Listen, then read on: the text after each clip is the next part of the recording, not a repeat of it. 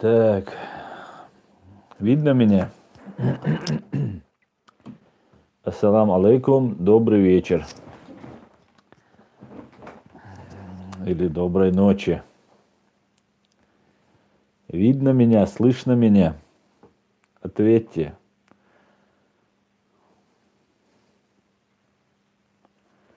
Так, вы тоже ждете пользователя?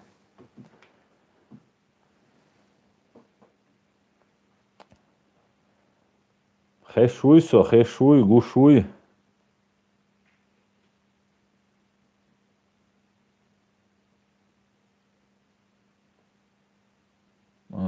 Супер. Отличный звук. Так.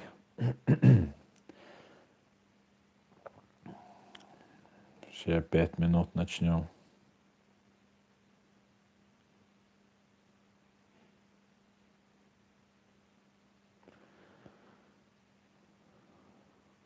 Ва алейкум салам, АМЗ.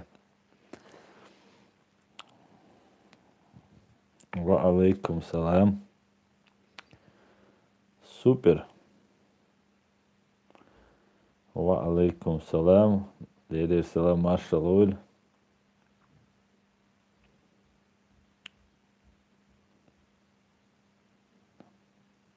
О, потихоньку прибавляемся. 56. Ва алейкум салам. Чефир в сладость.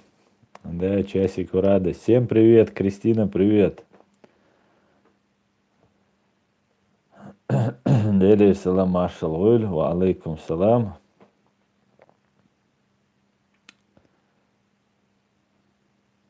Абдулла Че, Гамбург на связи. На связи.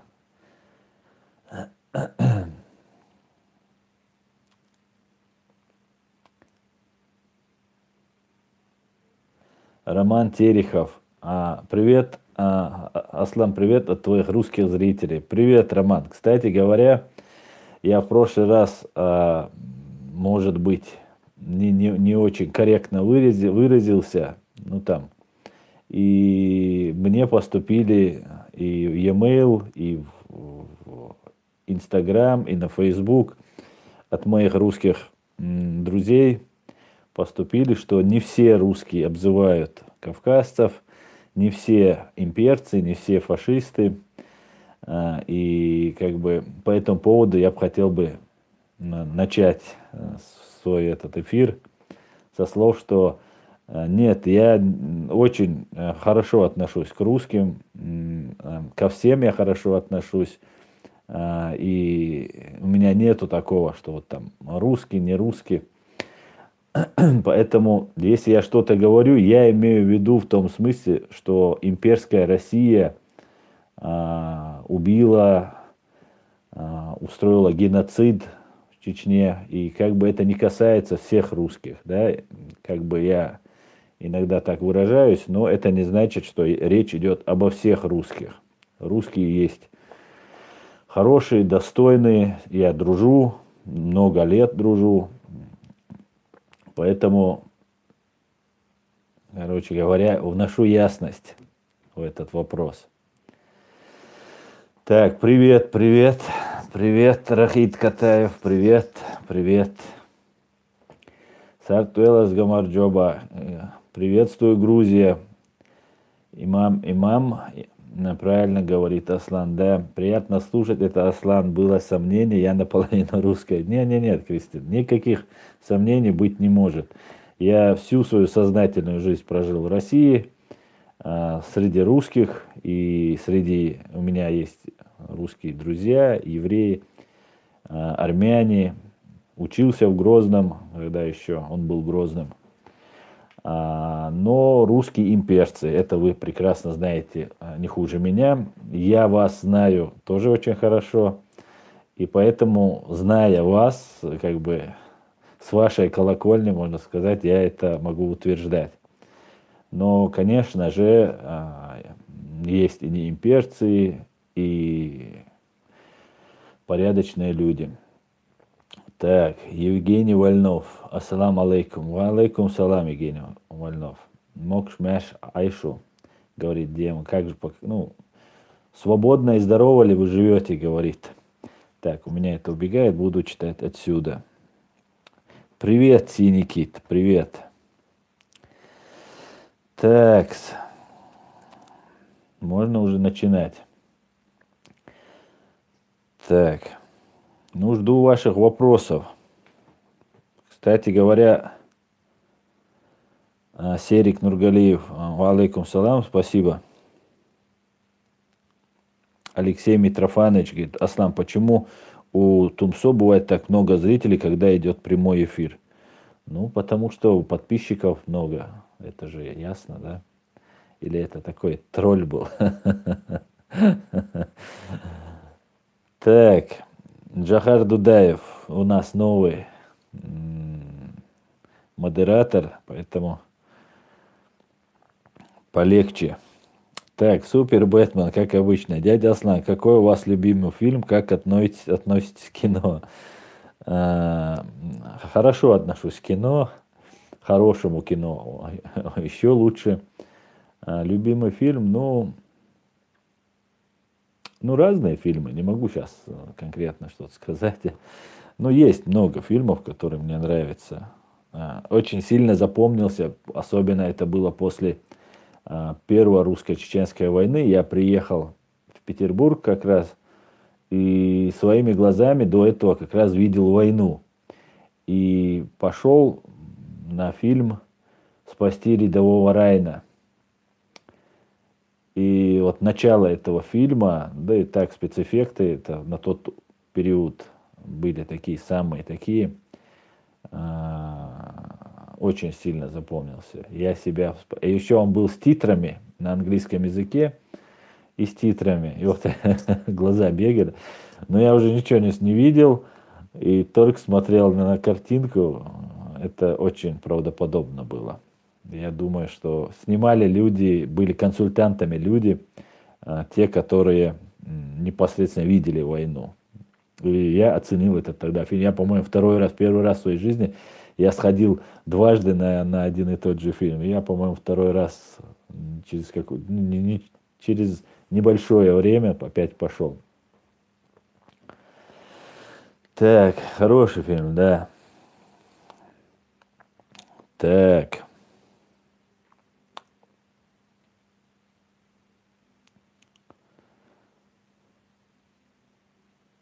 Саша Вениаминов, Родионов. Аслан, как думаешь, кто пройдет на второй тур, Порошенко или Зеленский, да? Ну, я так думаю, ну, я бы хотел, чтобы прошел Порошенко. Зеленский человек, который станет на колени перед тем, кто убил уже 12-13 тысяч его сограждан, такое сказать, если бы это был бы наш президент, да, когда у нас были выборы, и если бы наш кто-то такое просто в страшном сне, да, или там случайно проговорился, ляпнул такое, пошутил бы так где-то там в кругу друзей, этот человек никогда не стал бы президентом. Никогда. И я не представляю, как этот человек потом будет президентом. Ну, конечно же, это вам решать. Я думаю, и даже с такой напастью вы справитесь. Ну, не в тему эта напасть будет. Сейчас в это время. Поэтому я хотел бы, конечно, видеть Порошенко. Кто будет, решит его величество, украинский народ. Так.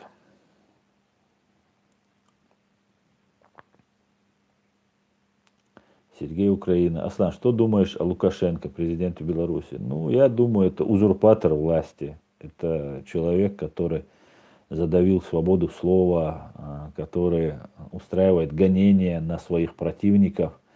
И из-за того, что вот белорусский народ, он такой терпеливый, такой податливый народ, вот он благодаря этому находится так долго у власти.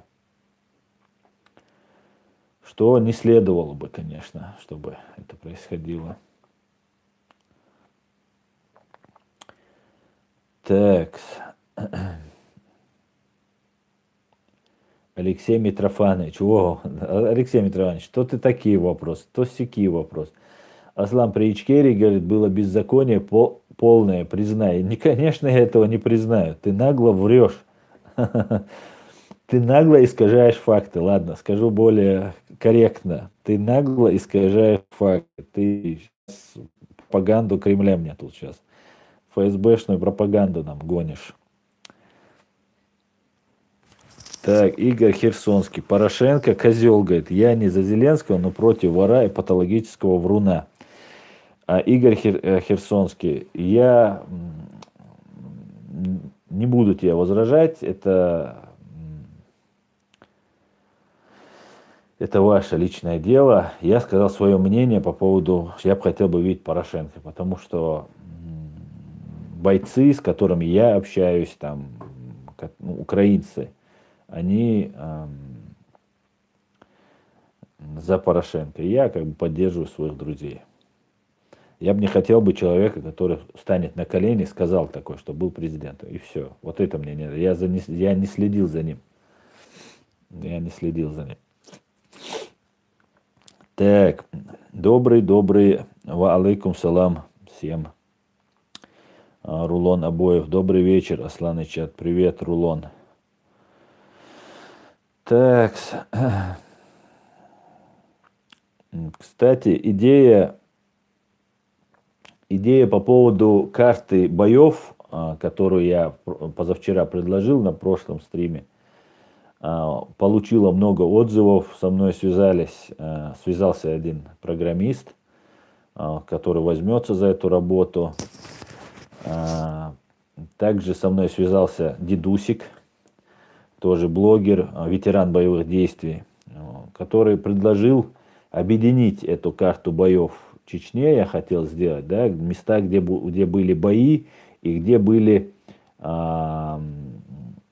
массовые убийства, да, где вот происходили убийства, и наносить это на карту, да, как флажки расставлять.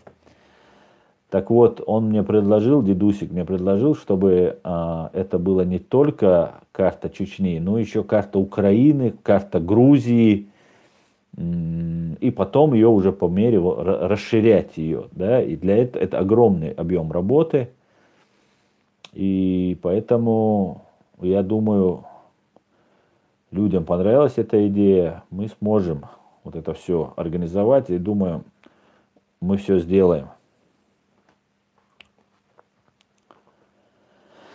Так, поехали дальше.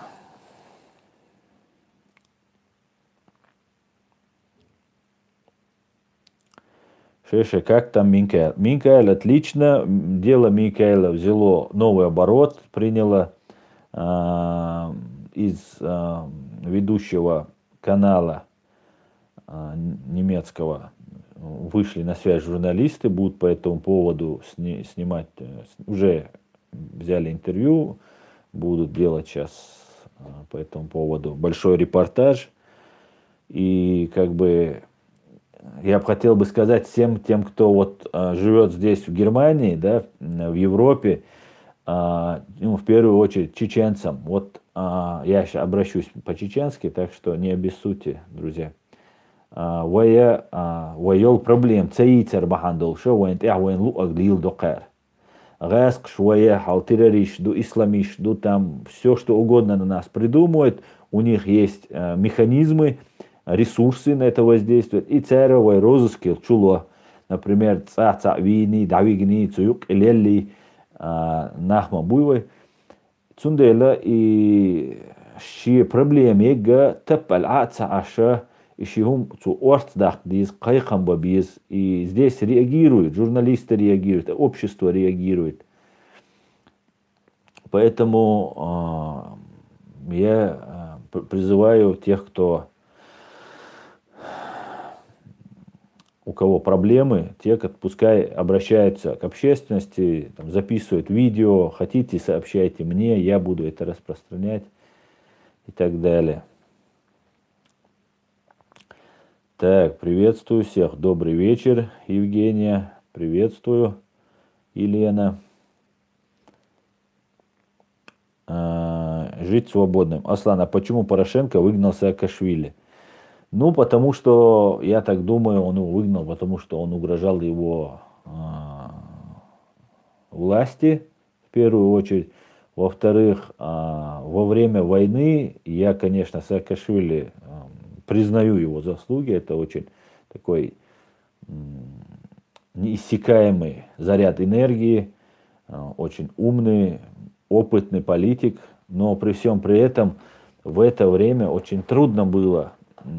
Я как бы за то, чтобы вот не раскачивать лодку, потому что идет война. Нет войны, выходите, сметайте власть, выбирайте новую. А вот когда идет война, мне важно, чтобы Украина выстояла. Вот поэтому я не возражаю против того, что бы ни делал президент. В это время чуть-чуть властным, даже побольше, чем чуть-чуть, быть президент просто обязан. Тем более враг очень опасный и коварный. Вот такие вот дела. Samsung Уральск. Ассаламу алейкум, Асан. Добрый вечер. Как вы, как родные? Все отлично. Ва алейкум салам. Спасибо, все хорошо. Евгения Каширная. Аслан, это я с вами общался в Инстаграме по поводу карты. Все хорошо. Загрузить карты получилось. Все получилось. Нужно обсудить с вами дизайн сайта и можем уже добавлять информацию. Супер. Супер, нам нужно и дизайн сайта обсудить, и где будет он зарегистрирован, да, или сперва он делается, да, я так понимаю, потом уже будет. Да, мы это обсудим обязательно. Все, спасибо, что Евгений вышел на связь. Спасибо. Надо начинать эту работу, и, конечно же, это очень важно. Кстати говоря, если вот вы слышали, Евгений, я тут говорил, со мной вот Дедусик связался, да, блогер ваш. И он тоже предложил, чтобы Украину тоже, вот места боев, и я еще добавил, что и Грузию мы тоже туда добавим, и места боев, места массовых убийств, вот эти места как бы должны остаться на этой карте. Так, Ягуар, если бы, Аслан, если бы ты был президентом, какой курс, каким бы было чеченское государство? Чеченское государство придерживалось бы того, что оно должно придерживаться Конституции своей, принятой в 1992 году, которая до сих пор действует, которая является единственной Конституцией на сегодняшний день. И я придерживался бы демократического правового курса нашего государства. Мансур Дудаев. Ассалам алейкум, Асан. Что думают немцы про Чечню, Ичкерию? Ну, они вообще про нее не думают, я тебе скажу. У них своих проблем хватает. Такс.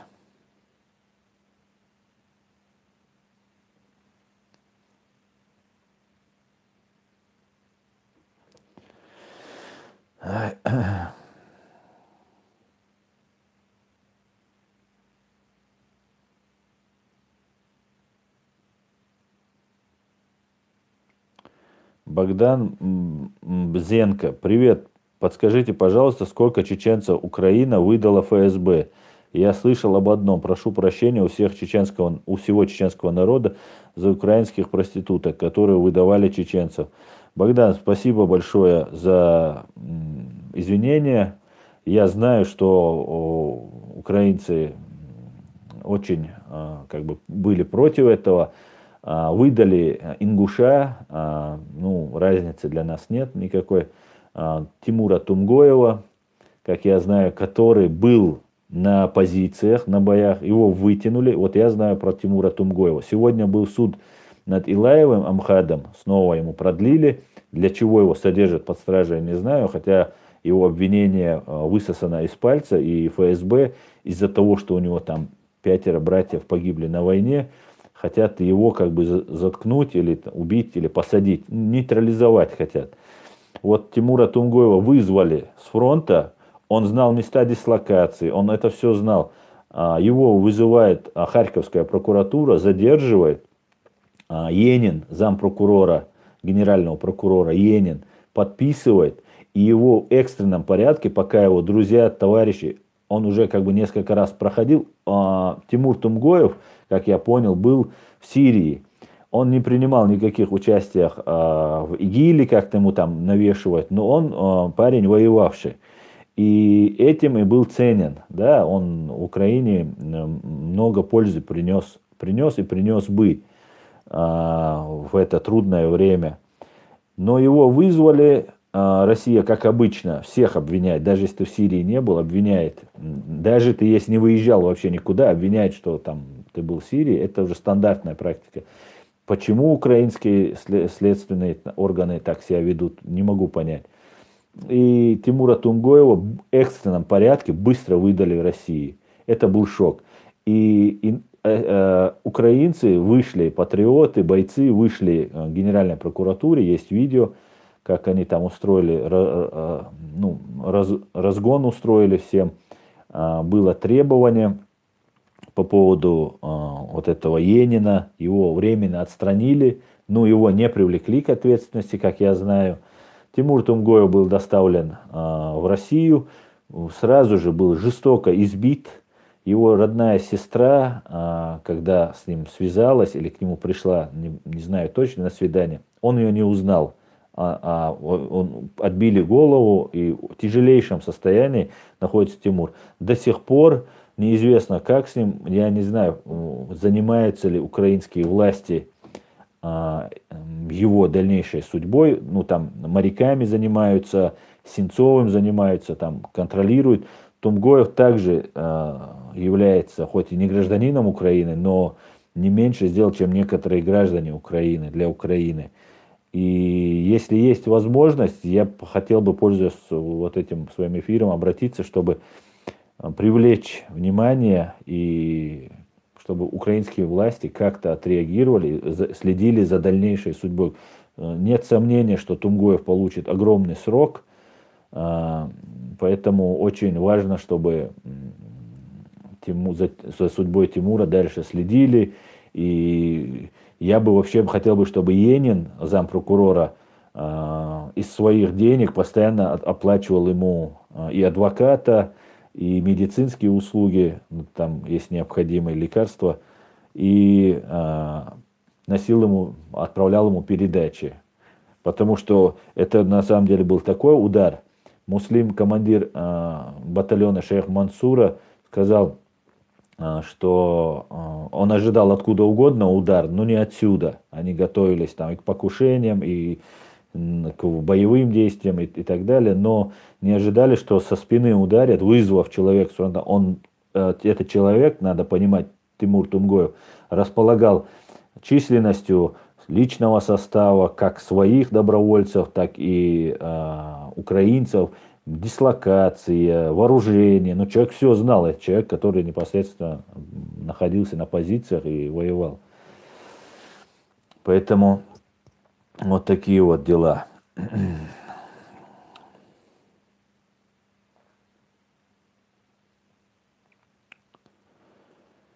Кира Яката.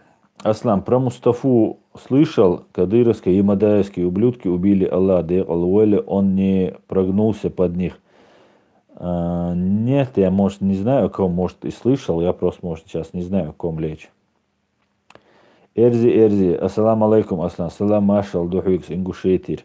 Ва алейкум салам, Ингушетия. Можно, граф Мислитель, конечно, можно. Для этого мы тут и собрались.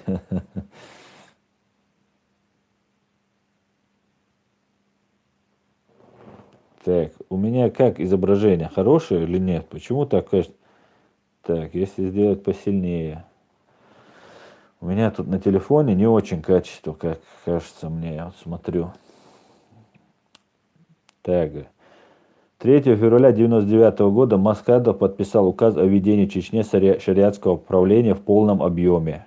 Угу. И что? И что, это вопрос был? Давай я вот отвечу вот на этот вопрос. Вот это шариатское право, там указ подписал. Во-первых, наша конституция, сейчас я статья 4, статья 4 Конституции Чеченской Республики Ичкерия гласит, там вырезка: Чеченской Республике государственная религия является ислам. В республике каждому гарантируется уважение его взглядов и верований, а также свободное управление религиозных культов. Наша религия, наша конституция не противоречит Корану и Сунне. Шариатское правление Мансур Дудаев, Аслан Ичкерий в 1999 году указом Масхада ввели, что там ввели, сейчас я найду, что ты там сказал. Ввели шариатское правление как демократия. Какая демократия, лол? Ну, смотрите, если бы он ввел бы шариатское правление, да, шариатское правление, то, во-первых, он должен перестать именоваться президентом. Правильно? Согласитесь. Правильно? Нет же в шариате должности президента. Нету. Есть конституция в шариате. Я имею в виду шариатское правление. Нету. Есть, он ввел шариатскую судебную систему. На всю, ну, мы и так не противоречили. Но надо исходить из того, что в связи с разными обстоятельствами мы чуть-чуть отклонялись. Да, шариат в 95 году вводил, шариатские суды вводил Дудаев в 95 году. Но на этот период времени это только уголовные суды были введены на 95 год. Шариатское правление, шариатская форма правления. Вот смотрите, Конституцию я вам сейчас зачитаю. Давайте будем исходить из того, что Масхадов не является человеком, который может делать все, что там посчитает правильным. Это раз. Во-вторых, в силу сложившихся каких-то обстоятельств, да, в 2002 году там тоже принималось решение, и Масхадов там именовался и президентом, и амиром ГКА ЧРИ являлся. Так. 4 статья гласит: демократия в республике осуществляется на основе политического и идеологического плюрализма. Статья 1 гласит: Чеченская республика суверенное, независимое, демократическое правовое государство. Понимаешь? И мы не можем, даже если Масхадов принимает в силу сложившихся обстоятельств, надо понимать, в каком состоянии мы находимся. Никто не против ислама, никто не против мусульман. Надо это тоже, чтобы вы не обвиняли, там, вы вырезаете куски и потом говорите, что я там против ислама. Ни в коем случае. У нас в Конституции указано, что у нас государственная религия ислам. И мы ни в коем случае не противники ислама.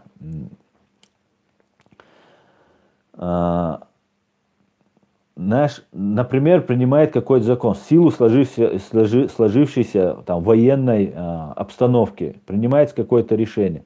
Это не значит, что на основании этого или что оно принято в соответствии с нашей Конституцией, да, с нашими правовыми нормами. Поэтому оно принято, да, оно может быть нарушать Конституцию, но в случае, если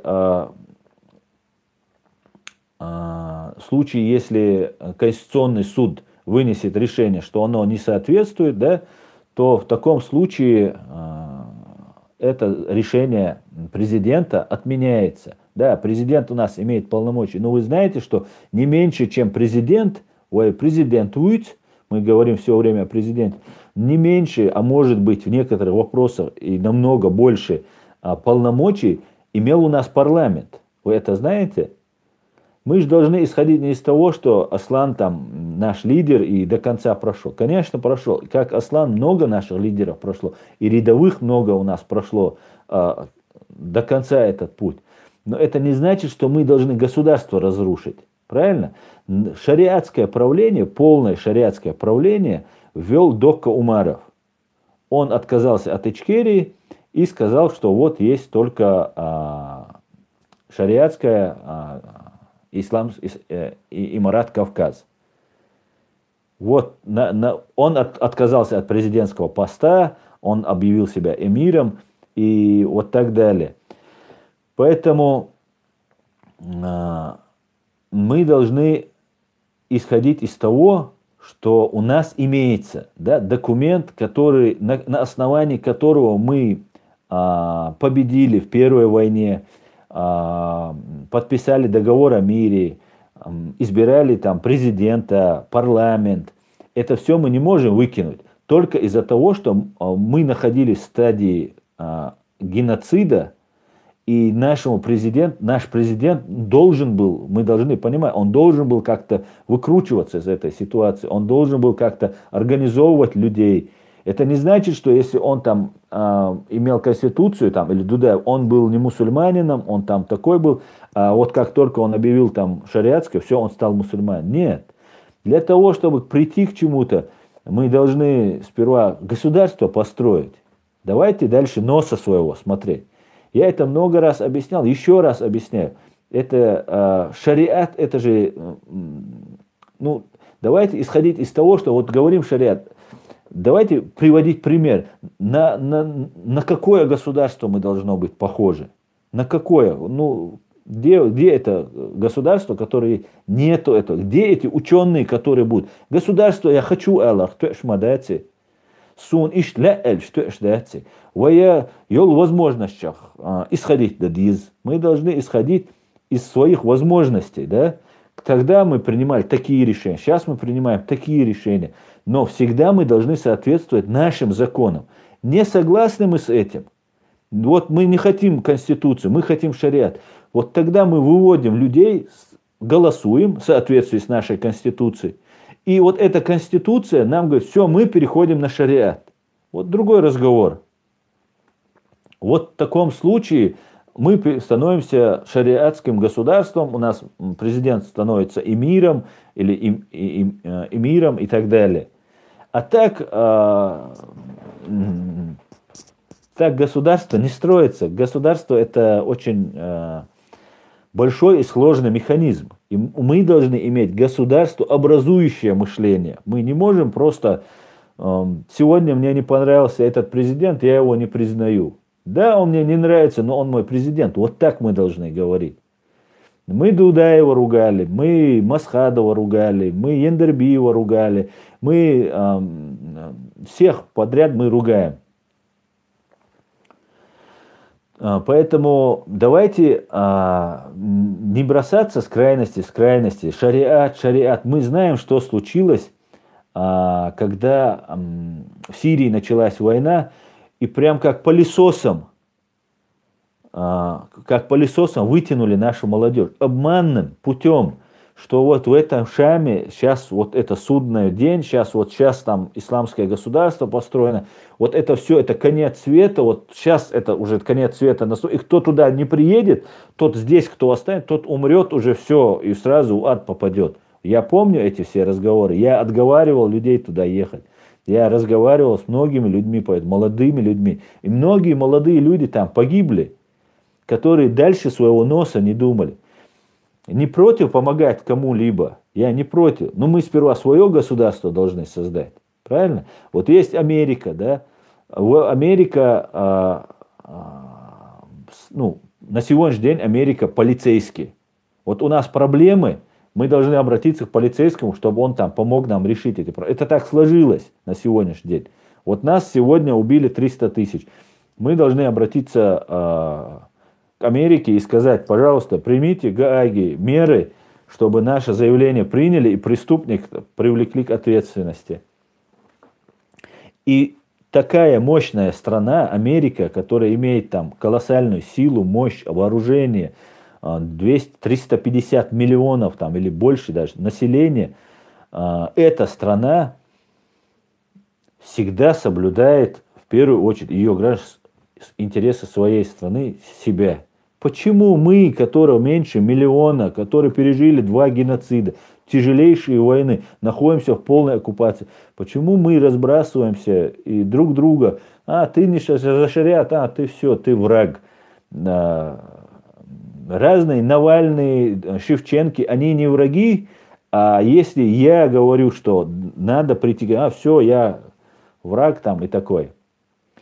Просто давайте будем чуть-чуть думать просто, попробуем думать хотя бы, да. Мы должны жить со всеми. У нас 80%, да сколько там, 20, 40, 80 километров границы с Грузией, они христиане. Остальные все вокруг нас, Россия, христиане. И как мы собираемся строить государство? Нам надо, чтобы эта страна, даже с русскими, с Россией мы должны налаживать отношения и жить нормально. Так, я сейчас отвлекся, потому что я хотел обсудить этот вопрос. Запомните, 4 статья говорит, что государственной религией является ислам. Ничего противоречащее мусульманству, исламу наша конституция не несет. Также мы не противоречим никому, ни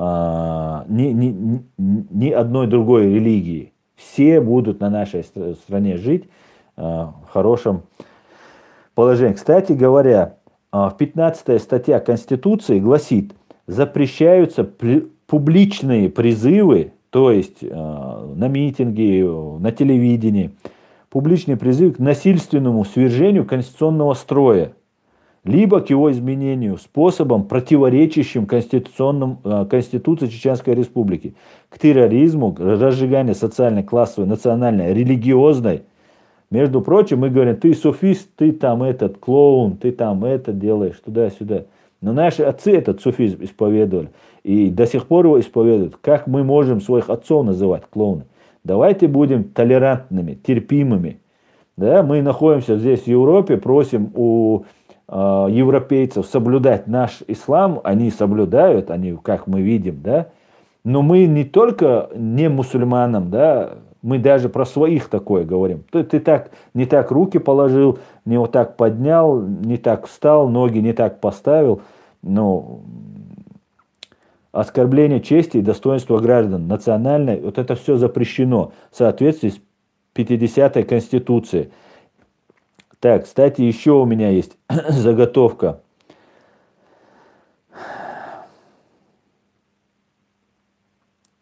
Не допускается, смотрите, статья 53. Граждане Чеченской Республики имеют право объединяться в политические партии и общественные организации, участвовать в массовых движениях. Не допускается существование партий, общественных объединений и движений, стремящихся к насильственному свержению конституционного строя Чеченской Республики, имеющих военизированный или тайный характер, либо преследующих иные уголовно наказуемые цели. Их деятельность может быть прекращена в порядке, установленном законом. Понимаете, да, что имеется в виду? По поводу Ахмеда Закаева, тоже я тут выдержки из статьи, я чуть-чуть подготовился. И пока, может, не пишите, если хотите вопрос, пишите в суперчат вопрос, я его обязательно прочитаю. Сейчас я вам хочу прочитать статью 70. Президентом республики может быть избран гражданин республики не старше 65 лет. Одно и то же лицо не может быть избрано президентом Чеченской Республики более 2 сроков подряд. То есть Ахмеду Закаеву, которому уже 62 или 63, или там я не знаю сколько, которому уже сколько, он, если еще пару лет, он уже не сможет баллотироваться в президенты. Так что все противники Закаева, что он там узурпировал власть, сидит на миллиардных бюджетах, там пилит бюджеты, можете расслабиться. И это надо понимать, что Ахмед Закаев несет тяжелейшее бремя, и мы все должны помогать. Смотрите, далее. Статья 72. Что говорит президент, когда вступает в должность? Что говорил Масхадов? Статья 72. При вступлении в должность президент приносит клятву следующего содержания. Торжественно клянусь верно служить народу Чеченской Республики, укреплять и защищать ее суверенитет, строго следовать Конституции и законам Чеченской Республики, гарантировать права и свободы граждан, добросовестно выполнять возложенные на меня высокие обязанности президента Чеченской Республики. Так, вот такие вот дела. Сейчас я перейду к вашим вопросам. Если вам, я надеюсь, вам было интересно. Так, Карл Горвальд, первый вопрос, который я сейчас заметил.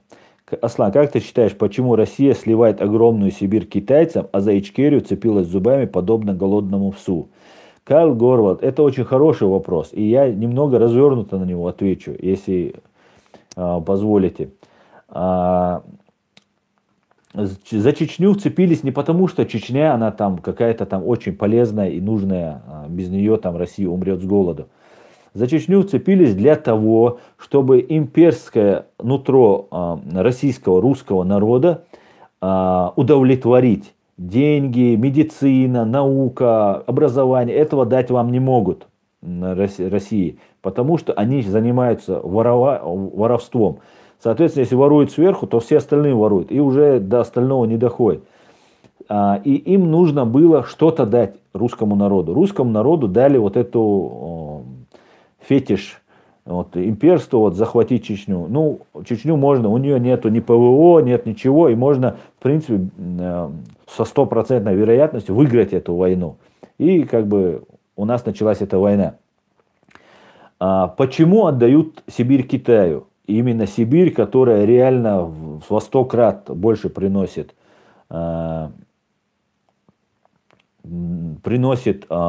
пользы, да, Россия, ну, все богатства России находятся в Сибири.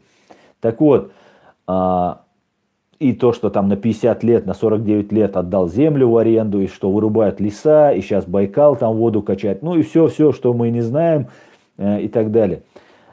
Китай является, на мой взгляд, является местом, где Путин в случае, вот этот терпеливый, долго запрягающий русский народ, когда он встанет, и когда его вот это уже потребует сатисфакции, вот в этот момент Путин просто уедет туда. И я уверен, у него есть гарантии с китайским лидером, с китайцами, которые ему дадут возможность приютить и никому его не выдадут.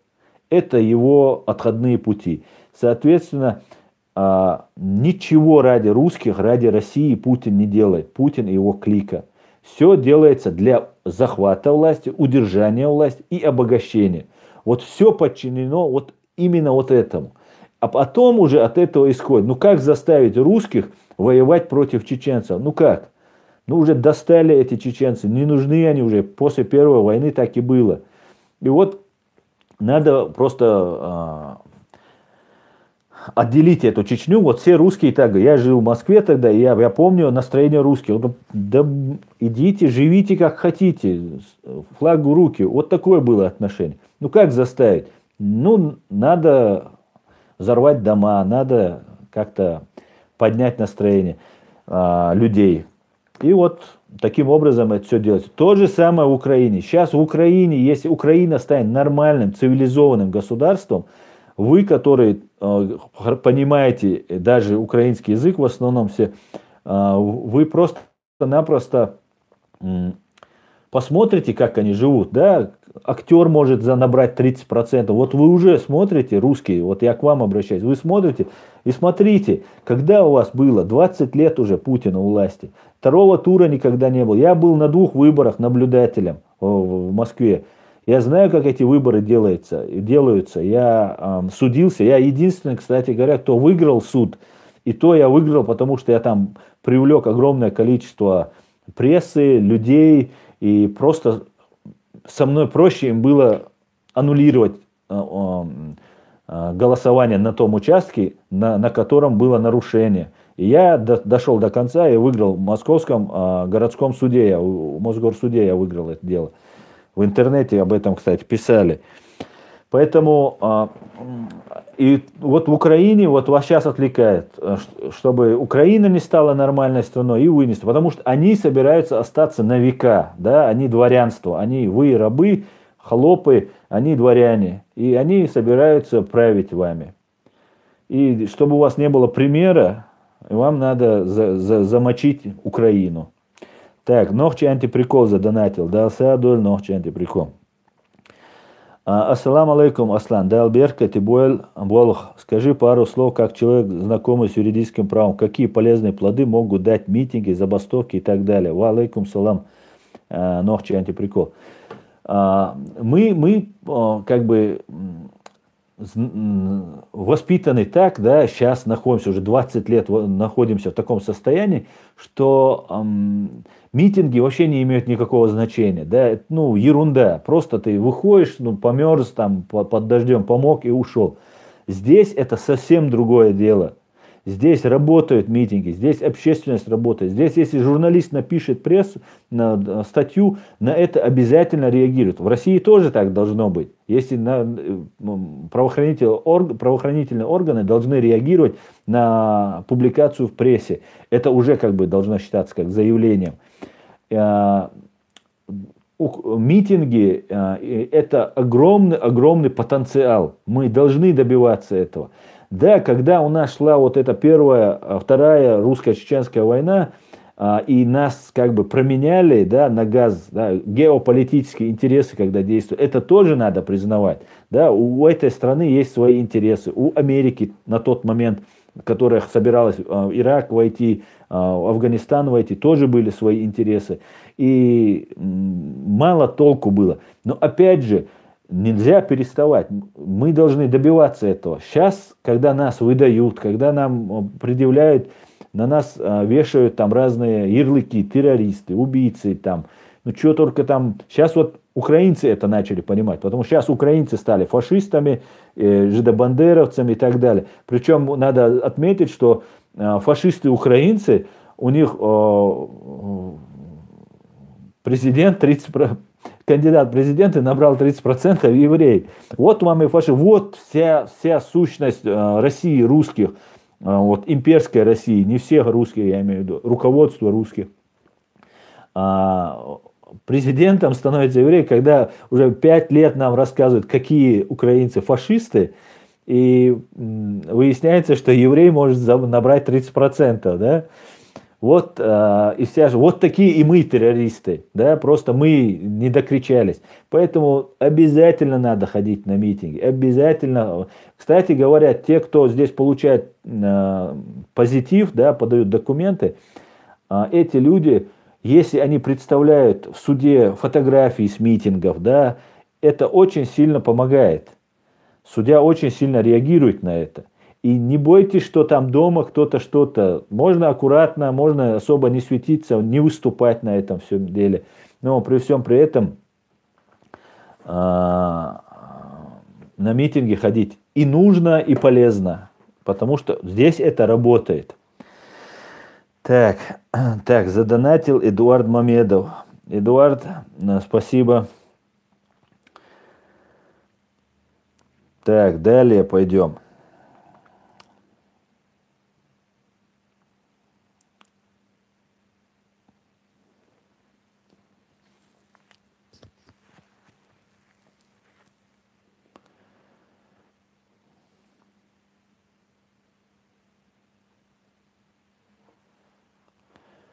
Так, войнах про. Ва алейкум салам. Так, Миша Мансур. Есть такая информация, что ситуация в Ингушетии Путин специально спровоцировал, хочет начать войну на Кавказе, чтобы все внимание россиян со своих проблем перевели на Кавказ. Что скажете? Вполне возможно, конечно, вполне возможно. На все, что угодно пойдет. На все, что угодно пойдет, чтобы это все сделать. Но может просто, знаете, как выявляют недовольных, да, сейчас вышли ингуши, молодые парни, да, есть лидеры, которые выводят это, как Навальный, да, допустим. Навальный не сидит, а многие люди, которые вокруг него были, они уже большие сроки получили. Навальный недельку посидит, выйдет, и неизвестно, сидит он или нет, и в каких условиях он сидит. Те садятся на большие сроки. Также сейчас будет с ингушами. Активных пассионариев, там, ингушей сейчас поймают, закроют. Время от времени вот проводится вот такая зачистка, но это еще в мягкой форме, потому что по-другому они убивают просто людей. И в Ингушетии огромное количество людей убито. Так. Эдуард Мамедов. Китай 100% отдаст его. Китайцы мыслят совсем по-другому. Но не в этом дело. Сейчас главное, чтобы Украина поднялась, и они не помогут сейчас. Надо помогать им. Я так думаю. Спасибо. Но, Эдуард, если, например, на самом верху есть договоренность на государственном уровне, да, то может и не выдаст. Почему? Есть договор. Я не думаю, что Путин, который никому не доверяет, просто так на слово поверит китайцам. Я там думаю, какие-нибудь договоренности должны быть, если моя версия верна, то я думаю, все будет, там уже договоренность хорошая. Так, Анзор Рино Далбар Цабойлвай Нохчала Эмин. Ассаламу алейкум. Я тоже рад вас видеть, братья и сестры, говорит. Ассаламу алейкум. Так, далее.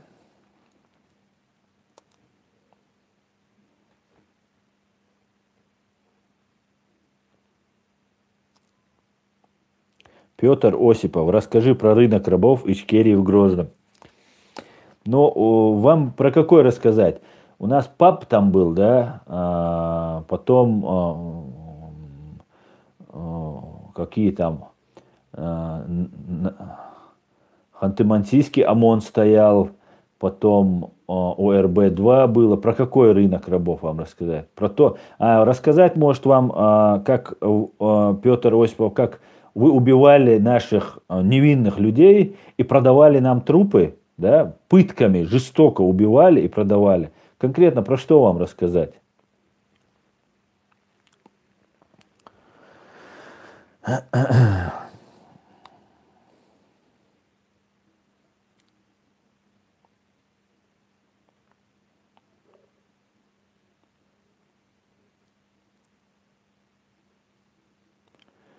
Про который кадыровский канал. Кадыровских каналов нет, есть российский канал. Да, тоже очень такое распространенное заблуждение. Нету никаких кадыровских каналов, нету никакого кадыровского режима. Да. Кадыров это инструмент, да, в руках ФСБ и Путина, непосредственно там вот этой кремлевской банды, которая сейчас сидит. Как, например, Пригожин, да, которого называют поваром Путина, у которого какие-то свои там интересы. Нет никакого Пригожина.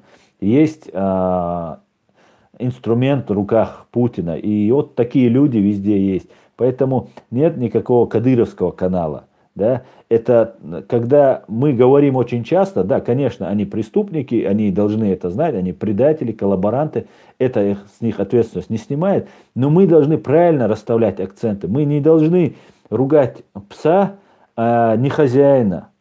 Это выглядит глупо даже со стороны, мы-то понимаем. Но когда мы постоянно ругаем пса, то получается, что все думают, что наш уровень, да, собачий, мы грыземся с собакой, понимаете? Это внутренний конфликт. Гражданская война – это собачья, друг друга поедать, да?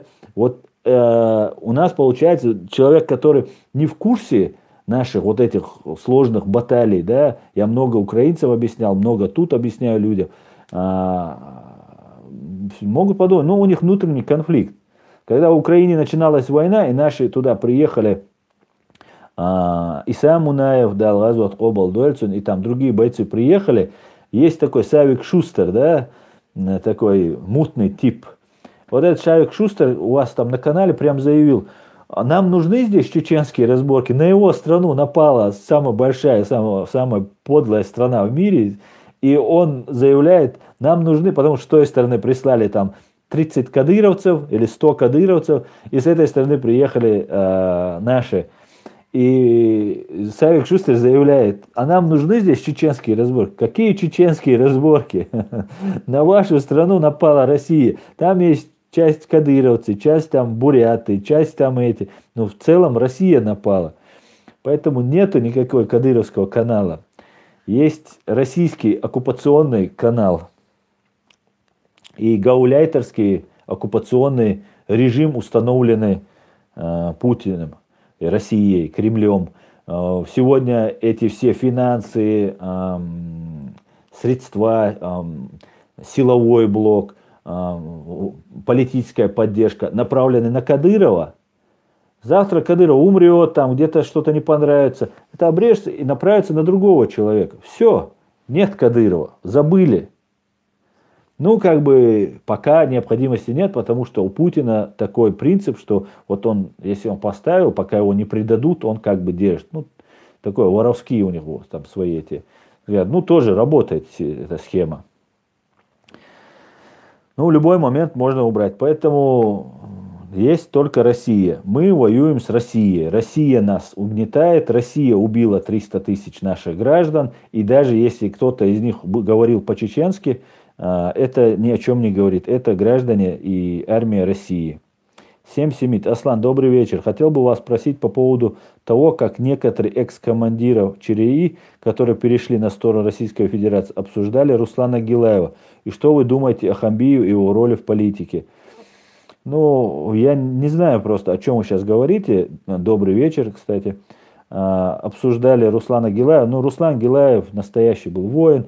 И, ну, о ком, но даже он в политику не лез. Это был настоящий воин. И на Руслана Гилаева ни одна грязь, которую они кинут, не приклеится. Что вы думаете о Хамбию и его роли в политике? Там два брата Хамбиевых были. Один был министром здравоохранения, который тоже перешел на сторону русских позже. Тоже доверенные люди Аслана Масхадова. И второй был Хамбиев Магомед, который являлся министром обороны. Министром обороны он стал, должен был стать министром обороны Гилаев или Басаев. Они оба отказались от этой должности, сказали, мы не будем этим заниматься. И больше некого было поставить, и выбор пал на Хамбиева. Но этот человек перешел на сторону врага, а он коллаборант. Этот человек не имел права, просто не имел права переходить на сторону врага. По крайней мере, он мог уехать, если ему не хватило дальше продолжить. Воевать. Макс Гартнер. Аслан, как думаешь, Кафыров расчищает площадку в селе вокруг себя, выселяя соседей, чтобы вырыть ров, пустить крокодилов и установить пулеметы, чувствуя угрозу? Ну, может быть, для этого, может быть, там мечеть они там расширяют, может, еще что-то делает, но непонятно. Но то, что народ находится в тяжелейшем условии, просто Макс Гартнер, как мы относимся к нашей земле, дому, который мы унаследовали от родителей, от дедов. И вот тебя берут отсюда, переселяют, иди туда. Даже за какие бы деньги. Некоторые не готовы ни за какие деньги продавать это. И вот это говорит об уровне свобод, которые у нас находятся в Чечне. Неважно, по какой причине он это делает, важно то, что у чеченцев нет прав. И мы здесь должны защищать эти права тех, кто находится там, потому что кроме нас помочь им некому.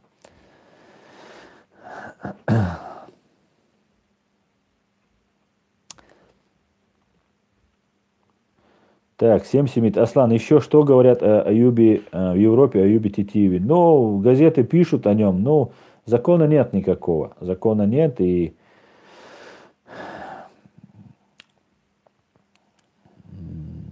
ну, говорят, пресса пишет время от времени. Так, Пенек Московский. Аслан, как настоящие чеченцы относятся к Азербайджану? Отлично относятся. Настоящие чеченцы любят и уважают Азербайджан, азербайджанцев. Но я лично, за свое мнение говорю, мне не нравится то, что отец правит и передает власть сыну. Кто бы там ни был, я за то, чтобы там была демократия, и азербайджанцы заслуживают большего.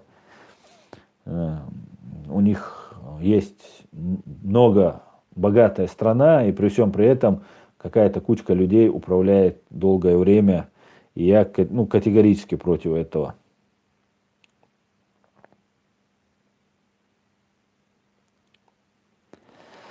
Хаваж Янарсанов. Аслан, моего брата задержали из-за потасовки в том митинге. Ему грозит от 5 до 10 лет лишения свободы. Его обвинили в том, что он избил полковника. Точно не помню его должность.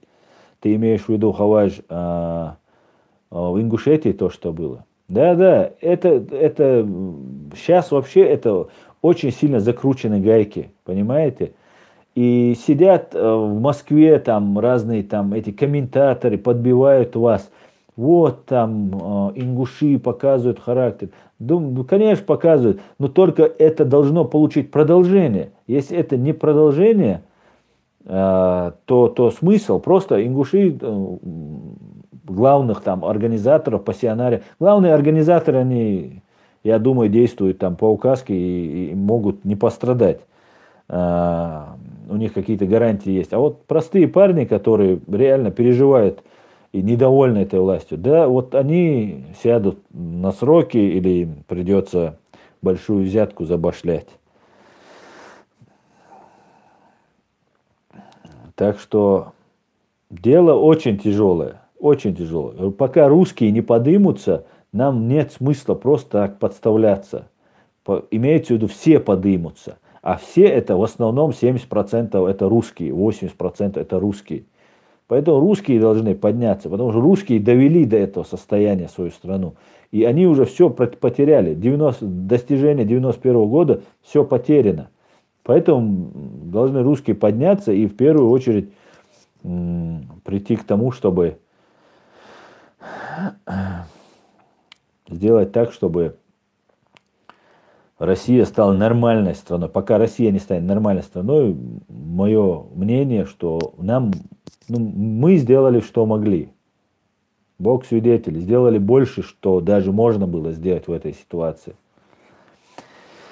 Так, Энзор ищущий. Аслан, ассаламу алейкум. Аллаху атту, Бог колбуайн. Аслан, расскажи, в Российской Федерации судебная система независима? Если нет, то является ли это предпосылка развала страны как нарушение баланса справедливости? Ну, я тебе скажу, алейкум салам, Анзор. Нет независимой. В России я официально со всей ответственностью заявляю, что в Российской Федерации, в частности в Москве, про Чечню это вообще отдельный случай, там вообще никакого закона нет. Даже видимость закона.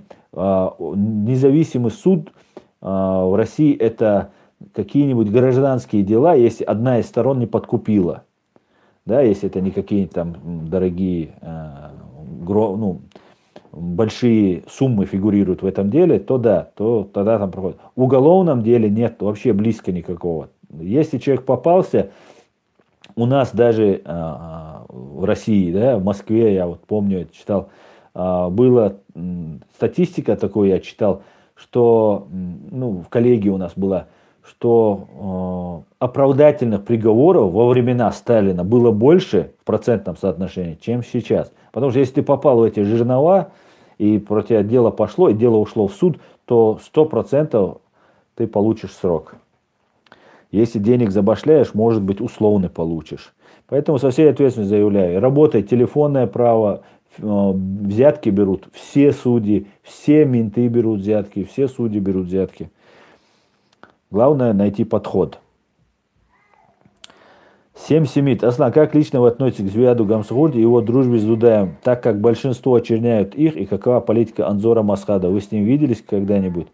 Нет, я не виделся с Анзором Асхадовым. Гамсахурдия и Дудаев, конечно, это два величайших человека, которых Россия просто убила.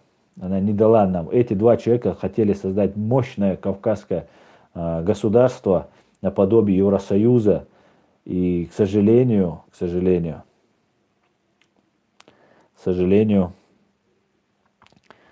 они погибли. Но еще не все потеряно. И никогда не будет потеряно. Пока ты не сдался, ты не проиграл, как говорится.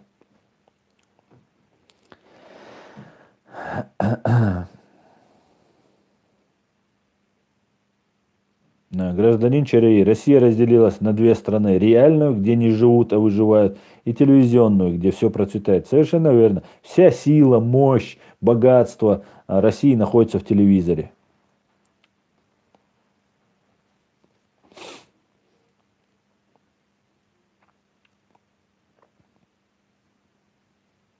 Роберт Муту. Аслам, привет. Правда, что в Украине чеченцы прокадыровские? Нет, неправда. Почему так считаете? Там, конечно, есть, наверное, и такой контингент, но сейчас их уже не слышно и не видно. Раньше, когда Украина выдавала, когда не пророссийских чеченцев Украина выдавала России, когда я сам ездил в Украину и на границе меня останавливали, и у меня возникали проблемы из-за того, что, хотя я был адвокат, я московская прописка, и там давно уже жил, и меня не запускали в Украину просто, и меня выдавали обратно, я нигде не в розыске, а человек чеченец с чеченской пропиской, который не является там, да, каким-нибудь адвокатом, просто молодого парня, конечно же, было притеснение. И хочешь не хочешь, ты станешь пророссийским, да, потому все вокруг пророссийского, выживать надо. А сейчас ситуация изменилась, и, конечно же,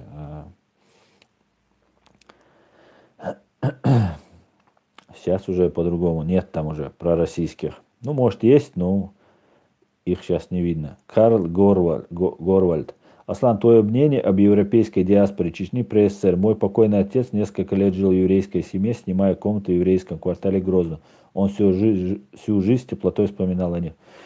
Евреи, грозненские наши евреи, наши граждане, первые, когда мы из Казахстана вернулись, евреи единственная нация, ну как мне мой дед рассказывал, которые без денег возвращали нам наши дома, даже кого заселили. И, ну, просто возвращали. Например, у меня по маме дедушка, двоюродный дедушка, да, дедушкин брат, выкупал, он приехал к себе в дом и жил, был свинарник, он вычистил его и поселился у себя в доме и должен был расплатиться с русским, который жил в доме. И пока не набрал определенную сумму, там собрал, заработал и отдал этому человеку, чтобы он покинул его дом. Да? То же самое по отцу. Дед вернулся, у нас там жил аварец. И были конфликты, ссоры, конфликты. И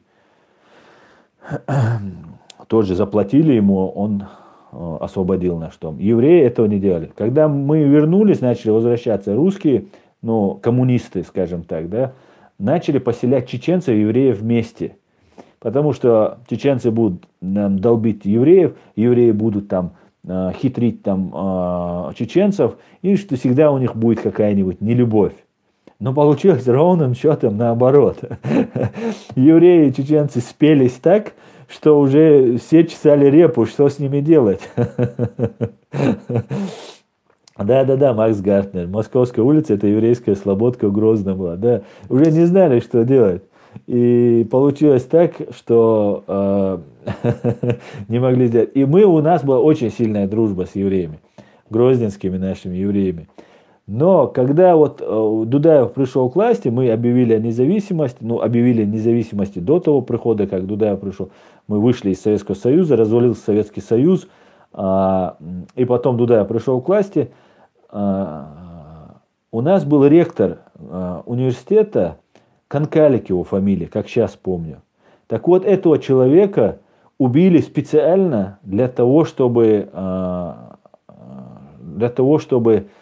он был очень уважаемый среди еврейской среды, среди еврейской общины человек, вхож во все круга, ну, всеми чеченцами, у нас там уважаемый человек был. Вот, короче говоря, его убили, его похитили. Это сделали пророссийские там бандиты. Короче говоря, так что с евреями у нас все было отлично.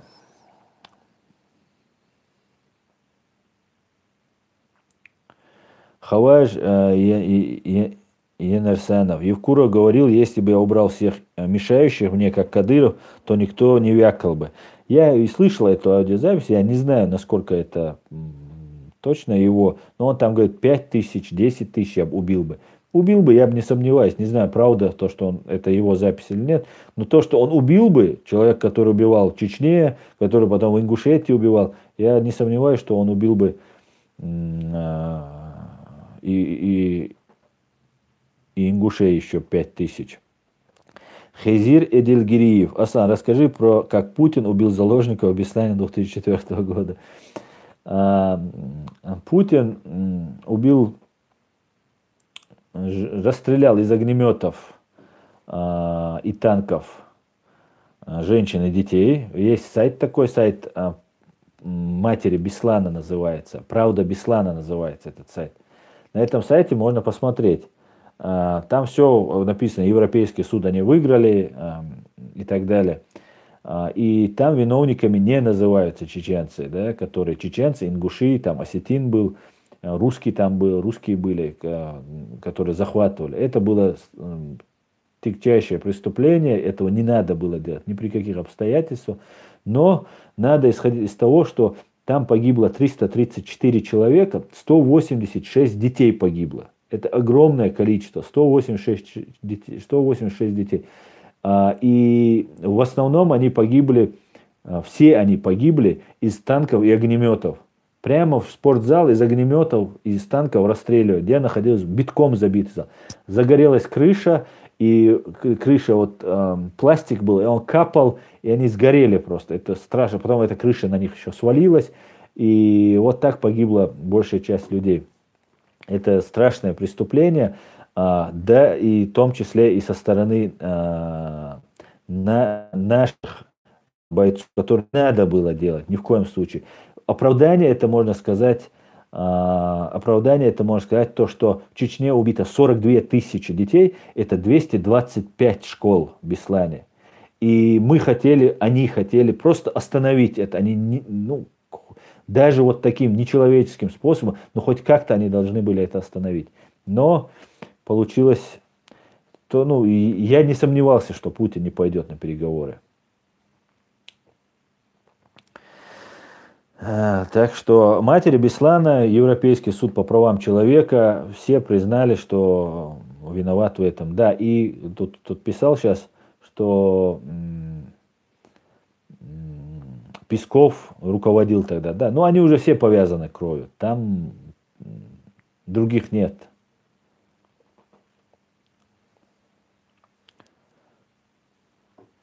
Как погиб и где Басаев, говорит Сергей, Украина. Басаев погиб в Ингушетии, они ехали на грузовике, везли оружие, ракеты какие-то, ПТУР, по-моему, были, и была заминирована машина, и он погиб.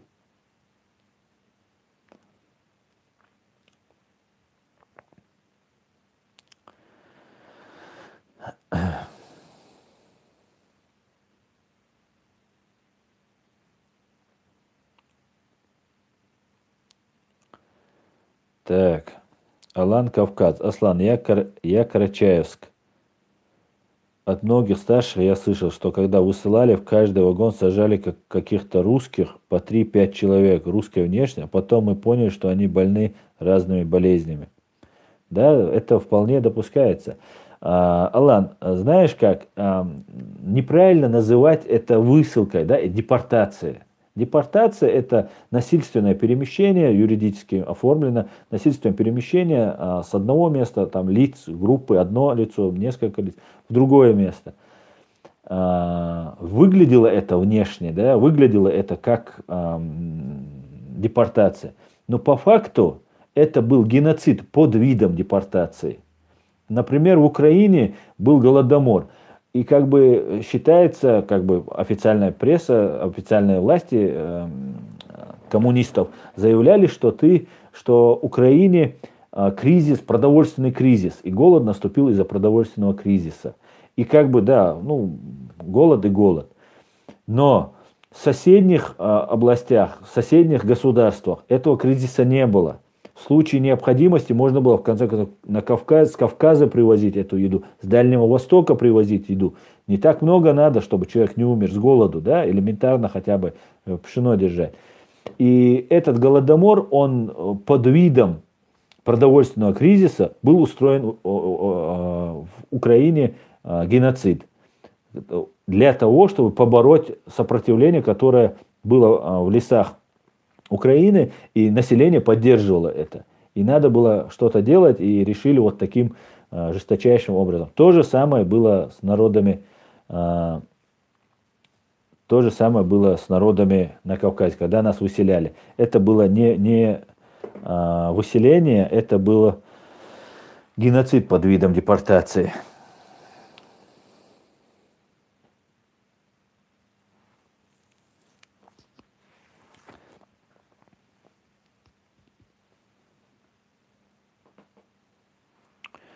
Аслан, если ингуши Евкурова уберут, лучше не станет. Поставят так там, как в Дагестане Васю.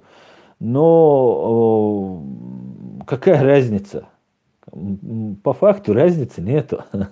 Мы должны это понимать. Ну, говорит он на ингушском языке. Какая разница? На русском он говорит, там, на якутском он говорит. Какая разница?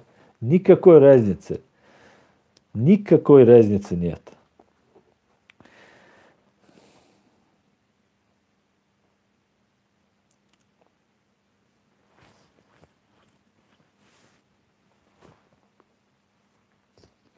Не знаю, Нью Харрисонс в Казахстане зачем устроили голодомор. Вот устраивали они голодомор под разными, находили они причины.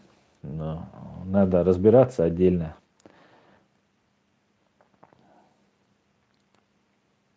Так. Ася Маргунова. Есть в интернете материалы суд над Нурпашой Кулаевым, якобы единственный захваченный нападавший на школу в Беслане. Вот эти материалы можно прочитать и узнать всю историю этой трагедии. Да, есть там. Но все есть на сайте матери Беслана, Правда Беслана называется. Там все есть. Они, слава богу, матери Беслана, они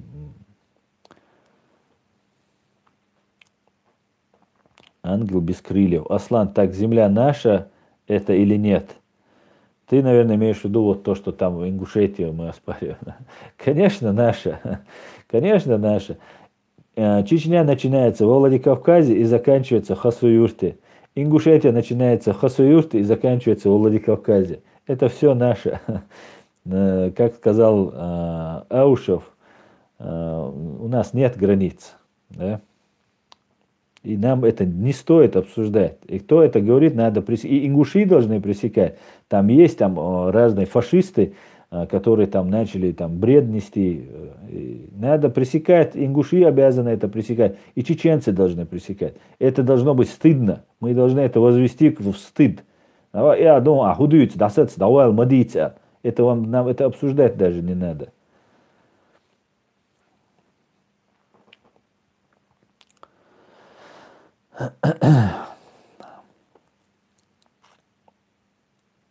Синий кит. Голодомор был, потому что Сталин продал зерно Канаде, конечно. Ну, там и это тоже, наверное, было.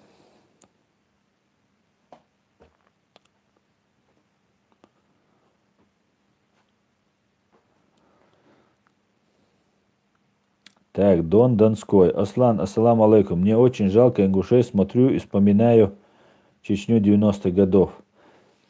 Нет, не совсем верная аналогия Дон Донской. Потому что ингуши не все вышли. Да, ингуши очень недовольны Евкуровым. Это его клан.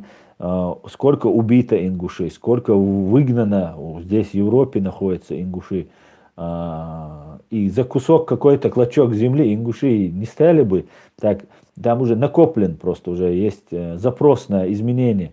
Но при всем при этом не так, как у нас это, не весь народ ингушский. Ну, все недовольны Россией. Как-то хотят, вот как-то, где можно, как-то высказать свое мнение. Но надо высказывать не против Евкурова, а того, кто его поставил. А поставил его Путин.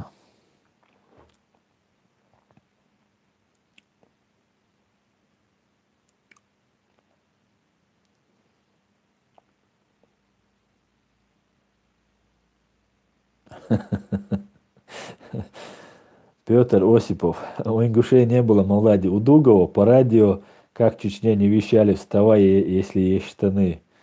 Петр Осипов. А ног чуй. Ты чеченец, Петр Осипов?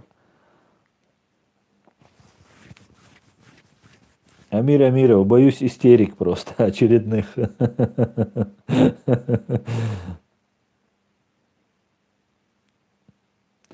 Так, Робби Злой. Аслан, ассалам алейкум. Как ты думаешь, чья инициатива была передать землю Ингушей к Чечне? Кадырова или Путина? Путина. Путина. Нету никакой. У Кадырова есть четко обозначенная задача поддерживать уровень страха. Вот он убивает, но всегда сзади есть ФСБшники, которые контролируют, записывают, где кого убил, кто убил, чтобы завтра все, эти все люди замешаны в этом. Понимаешь, чтобы завтра предъявить это.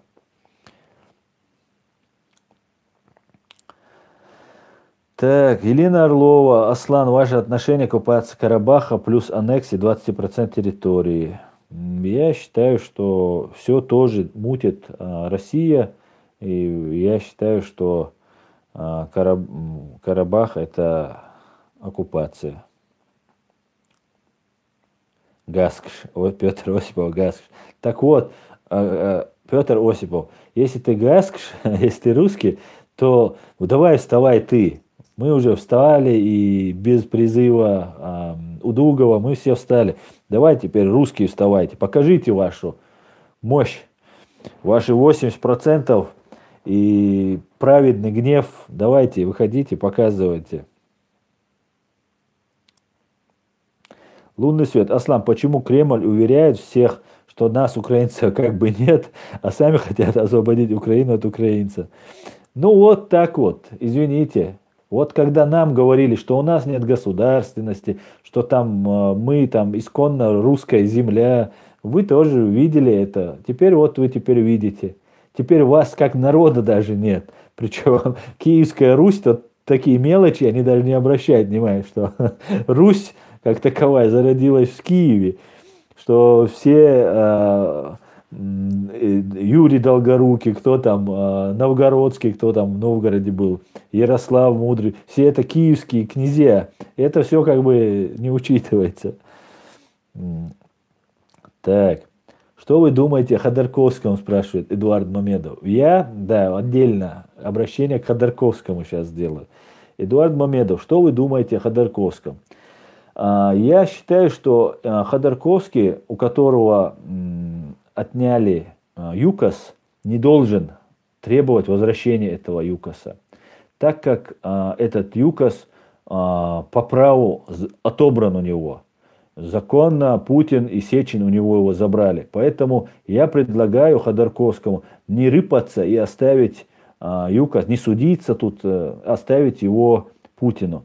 Так как фашист Ходорковский после того, как отсидел 10 лет в тюрьме за мега-воровство, которое, кстати, было доказано, вышел, и ему задают вопрос, как вы считаете, там, Чечня, там, надо отпустить там? Нет, говорит, я с автоматом в руках пойду. Так вот, неуважаемый Ходорковский, когда ты сидел, я лично ходил на твои суды и там митинговал, когда тебя только арестовали. Хотя в первую войну, русско-чеченскую войну, ты зарабатывал на нашей крови. Ты на этой войне делал бизнес. Неуважаемый Ходорковский. И все равно я видел, что ты, как бы, тебя этот преступник Путин тебя гнобит и пытался как-то вложить свою лепту в защиту тебя. А когда ты вышел через 10 лет, вместо того, чтобы взять автомат и идти того, кто тебя посадил, и кто тебя там унизил, опустил ниже плинтуса, ты пошел, ты предложил, пойти-то ты никуда не пойдешь. Ты дашь бабки и там сделают.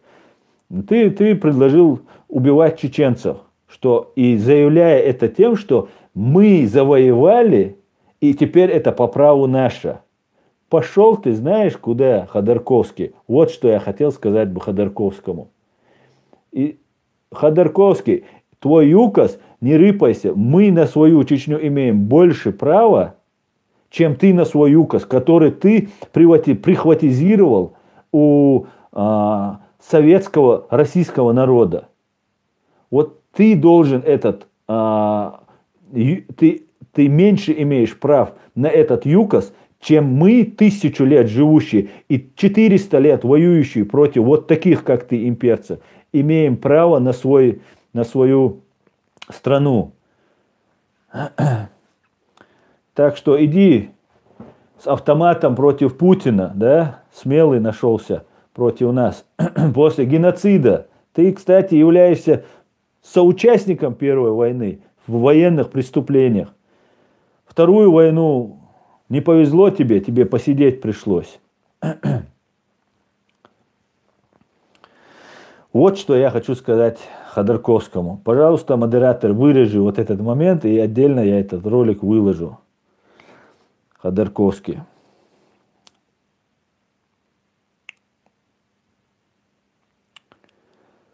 Эрзи, Аслан, Чурвалля. Дело, Эрзи, мне это так задело, когда он это сказал. Я за него, я ходил на его митинг, когда его арестовали.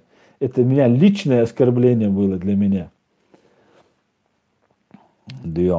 Дон Донской. Аслан, скажи честно, неужели из-за куска земли ингуши стали против чеченцев? И кто правит этим провокациям? Я думаю, что ими правят враги войнахов. Совершенно верно. За этим стоят. Внутри, может быть, стоят круги, которые против Евкурова. И вот на этом подыгрывают. И, может быть, с Москвы.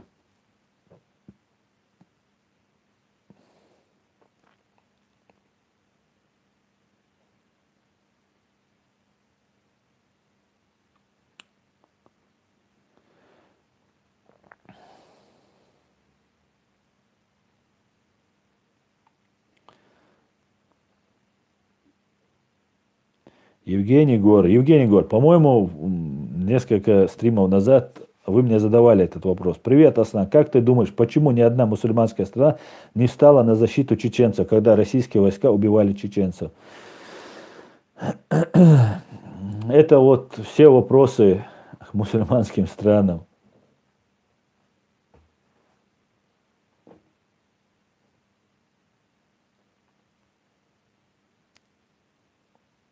ФСБ России, мы за тобой выехали, Аслан. Здесь вы бандюги, выезжайте. Здесь у вас не проканает. Да, в подъезде где-то подкараулить там, сделать и то вам придется потрудиться. Выехать там это, нет, так не проканает. Здесь другая юрисдикция. Здесь вы бандиты. Кем вы являетесь на самом деле? ФСБ Россия, шутка, Аслан. Вот так ФСБ, давай. Лучше пошути. Я, в принципе, понял, что это шутка.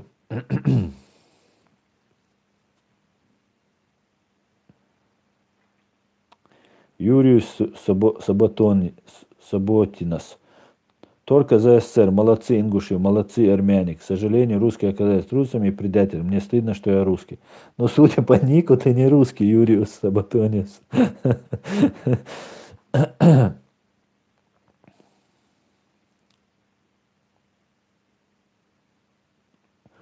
Юнус Алимхана, ва алейкум салам. Умадец изам вайкус. Дукус дель салмаш.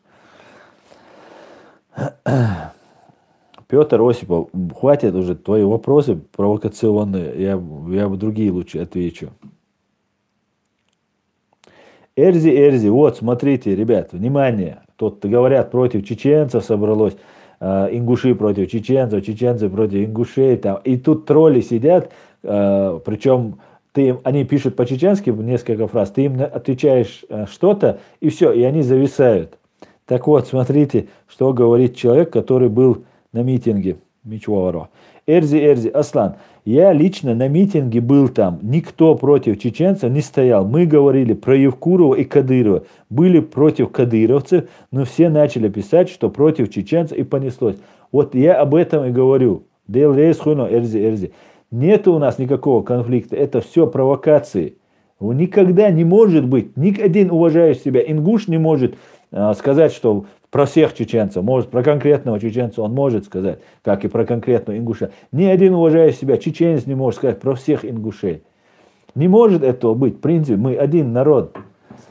Мы про дагестанцев так не можем говорить, не говоря уже про самих себя. Вот живой свидетель Эрзи говорит, что нету против чеченцев. Вот. А дальше уже раскручивается, там пишут, там Абадиев какой-то там лазит, там какую-то ерунду, бред несет, там другие с этой стороны начинают и так далее. Макс Гартнер. Аслан, ты не один был оскорблен и задет сволочью Ходорковский. Я тоже топил за него, пока он рот не открыл. Вот мы повелись на это. Это четко, как никто должен был знать, что такое геноцид. Да нет, он не еврей. Да, такой обрусевший еврей, в нем еврейства столько, сколько и во мне этого еврейства осталось. У него ничего не осталось. Так, Адольф СС. Сталин НКВД вернулся. Аслан, ассаламу алейкум. Ва алейкум салам, Сталин НКВД. Виндетта В. Аслан, Кавказ это самая мощная агентурная сеть. И очиститься от этого манкурта потребуются годы. Возможно, ты прав.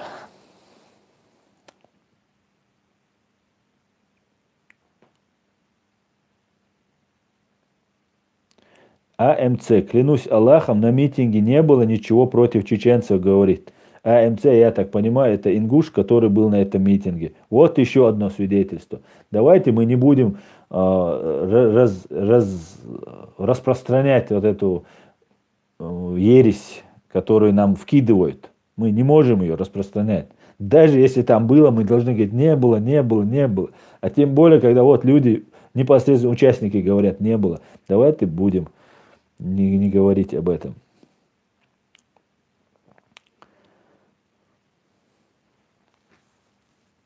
Абадиев тоже всегда защищает чеченцев. Ну, то, что я от него слышал, он не всегда защищает. Давайте сейчас не будем вот этот момент сейчас обсуждать.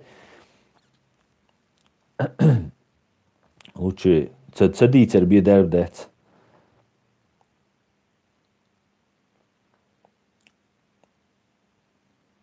Я не знал тогда, Зухра, зачем за Ходорковского топил, зная, что он на крови деньги делал. Я не знал тогда.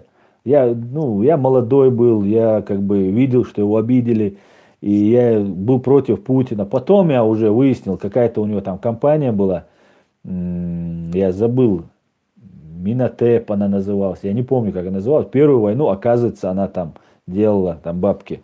Ну и, соответственно, наверное, финансировала эту войну. Ну, ему дальше надо продолжать. Все, он теперь должен всегда против нас быть. Он же уже все повязан. Мы же его потом привлечем, и его привлечем. И кстати, Альфред Кох, который у нас тут в Германии проживает, который призывал не разговаривать чеченцев, когда уже Путин взорвал дома, когда уже шел полным ходом геноцид чеченцев. Альфред Кох призывал не разговаривать, уничтожать, короче говоря, чеченцев.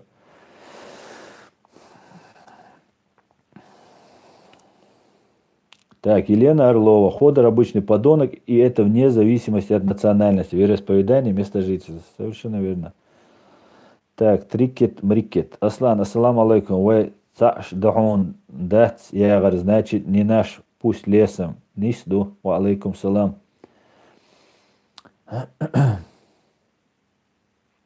Так держать, ты молодец, говорит. Я так понимаю, это мой друг Марк. Спасибо. Кто да? Ассалам алейкум. Ва алейкум салам. Брат ночи, здорово. Здорово, брат грузин.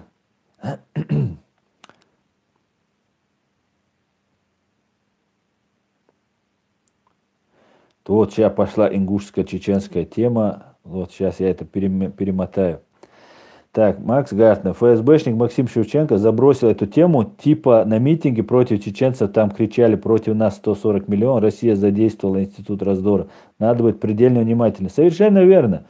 Его видя, они сперва забрасывают, и тут Шевченко уходит и говорит, ну мы же братья, ну давайте не будем. И все, он уже утвердил, что это уже ингушско-чеченский конфликт.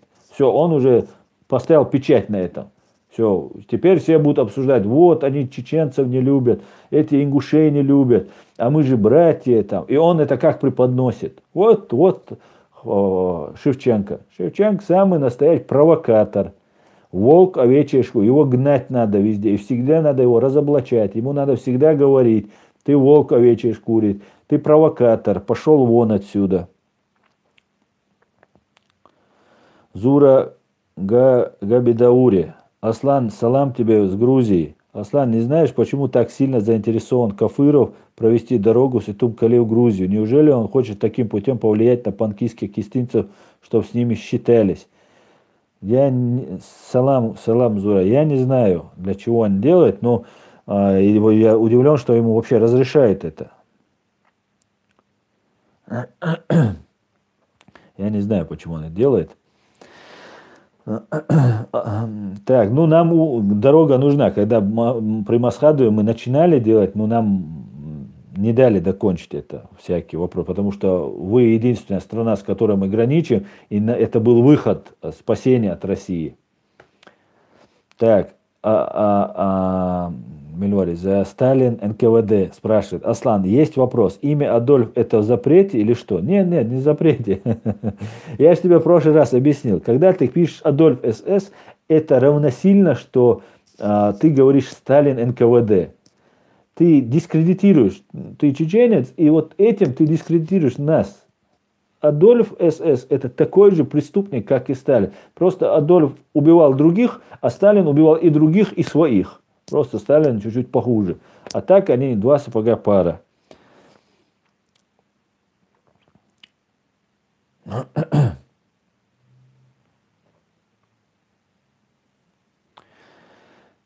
Так. Витиш эбади, вит гала, бит нохчи, бит атаиш, делаш. Давай о чем-нибудь другом поговорим. Вот видите, нам забросим, мы знаем, что это провокация, нам забросим тем, и мы начинаем обсуждать. Просто каждый давайте перестанем об этом говорить. Вильпес инкульта основа духвиз он и на вот милует стиша, вульпес милует стиша. Моего имени, может, это аббревиатура моего имени и фамилии. Может быть, конечно, это имя и фамилия. Может, тебя зовут Адольф, или у тебя в детстве было там ласкательно, уменьшительно тебя там как-то называли. Но при всем при этом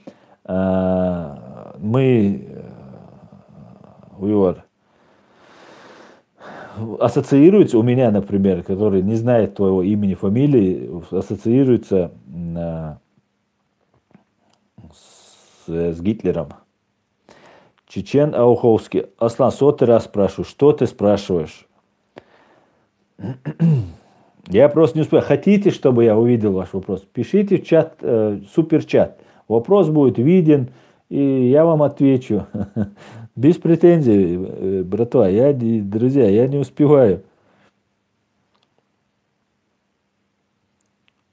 Да, Нохчи 95. Основная, я думаю, что тема про землю, это чтобы отвлечь народ от чего-то, да, от что-то, от твоего мнения. Да, я тоже думаю, от чего-то отвлекают. Или идет грязня внутри вот этих ингушских элит, так называю, псевдоэлит. Я их называю псевдоэлитами, которые смотрят Москву и думают, сейчас мы Евкурова, эту молодежь сейчас подобьем недовольную Евкуровым, этой системой. И вот сейчас получится.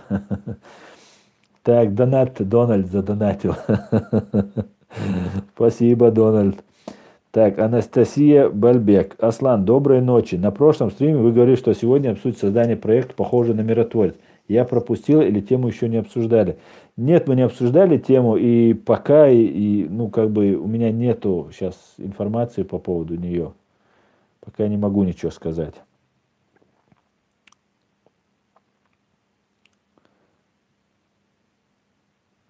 Синий кит. Адольф просто школьник по сравнению со Сралиным. Совершенно верно. Бандита с гроб. Аслан, салам алейкум. Твой канал так быстро развивается, когда я подписался, было 4800. За 1-2 месяца назад еще 16 тысяч. Да, у меня, особенно когда я делал чат рулетки, очень много было подписчиков. Сейчас чуть-чуть убавилось, я еще не успеваю много. Да, прибавляются людям, интересно. И поэтому я тут и сижу перед вами. Уже почти 2 часа, больше 1,5 часа. Адамов, да, на удобные вопросы слабо ответить. Да не слабо, задавай. Без оскорбления и мата отвечу если будет вопрос, отвечаю.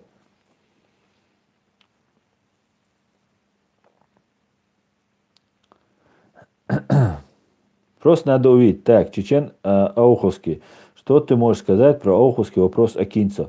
Ауховский вопрос это наша земля, и, конечно, она должна быть возвращена по всем правилам. По международному праву, по российскому праву, по мусульманскому праву. Она должна быть нам возвращена. И мы должны, сейчас говори, не говори об этом, смысла нет, ничего мы сейчас не добьемся этого.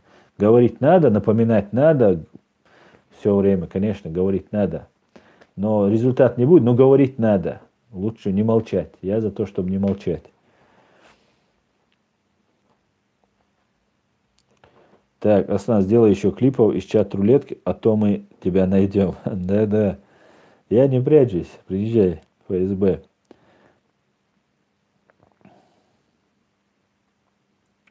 ОМ-ТВ, ОМ-ТВ, ОМ-ТВ.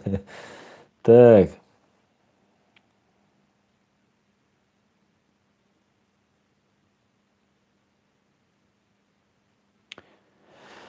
Так, Зура Габидаури. Аслан, дорога нам по-любому нужна с Чечней, но не с Кафыровым. Я как знаю, грузинские власти не одобрили этот план, но уверен, что Путлер не вечный, так что очень скоро будет дорога дойдет. Дай бог, дай бог, дай бог. Конечно, нужна, нам никуда не деться. Нам еще 1000 лет быть соседями, и 1000 лет она нам будет нужна, конечно. Мы очень близкие братские народы. Так, вы говорите, ответьте, Аслан, ответьте, вот мне мутный пишет. Я не знаю, что ответить. Вы хотя бы повторяйте вопрос. Я как вижу, я так отвечаю. Юриус Саботинус, Субботинос. Аслан, Кадыров человек от народа или халуй Путина? Конечно, халуй. После того, как убили 300 тысяч чеченцев, из которых 42 тысячи детей, нам посадили вот этого халуя, гауляйтера.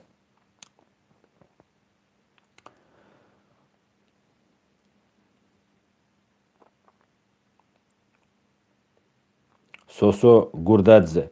Аслан, будет интересно ваше мнение по Шамилю Басаеву, когда он воевал в Абхазию. Сосо, я много раз отвечал на этот вопрос, и тоже сейчас отвечу. Ну, можешь другой задать вопрос, правильно? Я же не задаю там про Сталина, про Гвишиани, который 750 человек, женщин, детей, стариков сжег в Хайбахе, командовал полковник Гвишиани, который дожил старость у вас там в Грузии и умер своей смертью там в конце 80-х годов. Я считаю, что Басаеву не следовало ехать. Я это много раз говорил, и грузинам говорил это. Ну, зачем это каждый раз это говорить? И в оправдание Басаеву, опять же, еще раз это скажу, я могу сказать, что Басаев ехал помогать абхазам, которые воевали против КГБшника Шеварнадзе, который с советских времен узурпировал власть и сидел там. Потом, в конце концов, его Саакашвили прогнал и нормальную страну у вас сделал. И Гилаев, который с ним туда поехал, увидел это все, развернулся, уехал. Басаев же получил опыт, прошел подготовку, получил оружие для того, чтобы потом защищать Чечню. Неправильно это было, конечно, неправильно против грузин, но также и против Абхаз нельзя было воевать, нельзя было в этом участвовать. Ну, что случилось, то случилось. Не надо каждый раз это сразу нам кидать в лицо. Берия, Сталин, Гвишиани, много-много грузин было. И в эту войну, и в первую русско-чеченскую, во вторую, тоже принимали участие грузины, воевали против нас. Я даже, когда грузинские фамилии вижу, я даже не обращаю внимания. Они для меня россияне. А Басаев герой чеченского народа. Да, за этот поступок он не прав. Он это не должен был делать. Но он был тогда 25-летний, 27-летний мужчина, молодой парень. Потом и он в Чечне совершил, он в Дагестан пошел, в Беслан заходил. Много он делал таких вещей. Но он для чеченского народа герой. И что бы вы ни говорили, как бы вы ни хотели, он останется нашим героем. Этот человек много сделал для нашего народа. Хотя совершал ошибки. А кто не совершает ошибки? Правильно, тот, кто ничего не делает. Так.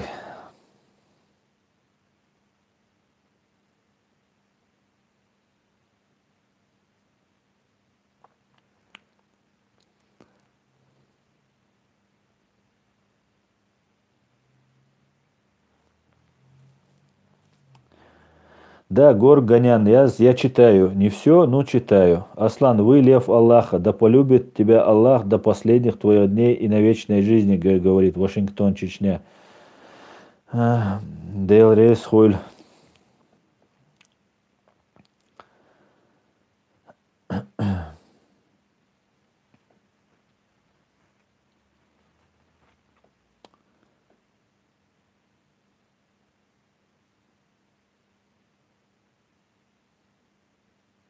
Ной Богатырев. Аслан, ответь. У меня вопрос. Я не могу понять, почему грузинов любят. То есть им пишут салам. Сталин, Берия чуть не убили нас. И плюс других братьев по Кавказу. Ну вот, Сталин и Берия, грузинский народ не несет ответственность за Сталина и Берия. Не несет. И я за свою жизнь общался с многими народами, всю жизнь прожил вне дома, среди разных национальностей. И как грузин, близких по духу, по менталитету, по обычаям, традициям, у меня не было никого. Ну, если не брать ингушей, там, дагестанцев, которыми мы, религия одна. Я не видел, я всегда чувствовал среди грузин, как среди чеченцев себя. Поэтому, и я знаю, что чеченцы, большая часть чеченцев также считают, как я. Так.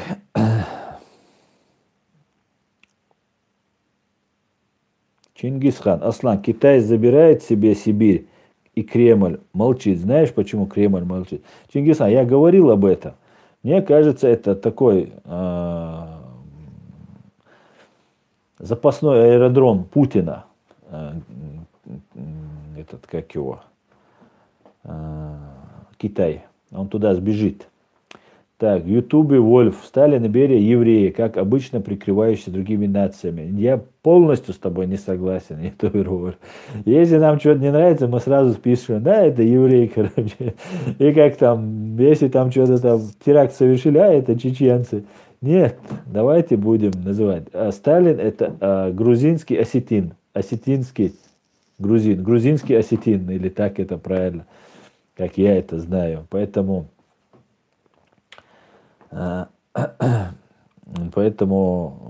не надо к евреям приписывать. Это люди без национальности.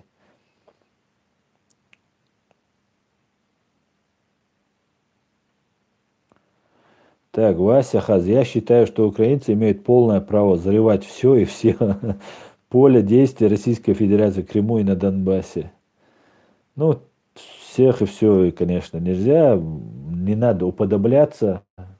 Мы должны вести, вы должны вести, мы должны. Все в рамках международного права, все в рамках закона. Ни в коем случае нельзя уподобляться.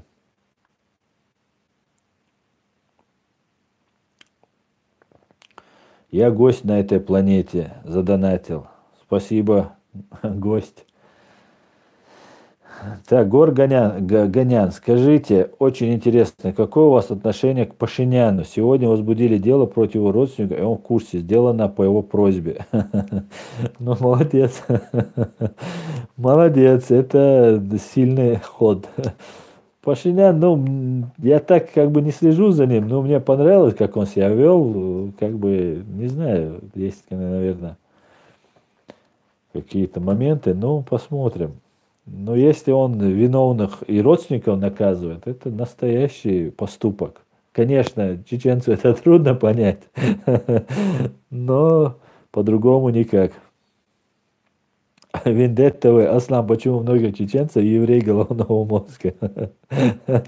Вендетта, я знаю, что конкретно ведется пропаганда среди чеченцев. Ролики закидываются, говорят об этом, пишут об этом. И с этим надо бороться. Мы не можем так. Как нам неприятно, когда нас называют террористами, бандитами. А это уже все, это уже закреплено за нами. Нам надо долго доказывать, что мы не бандиты и не едим детей по утрам. Точно так же нам вдалбливают, там, во всей России вдалбливают. Но я еще и в Чечне, среди чеченцев. И нам надо это тоже как бы всячески препятствовать этому. И надо прояснять. Все евреи разные, есть наши друзья, наши союзники. Поэтому надо прояснять. И не у всех чеченцев, кстати говоря, евреи головного мозга. Я надеюсь, их будет еще меньше. Мы должны тоже этим заниматься. Мы должны научиться жить в мире, в понимании, со всеми.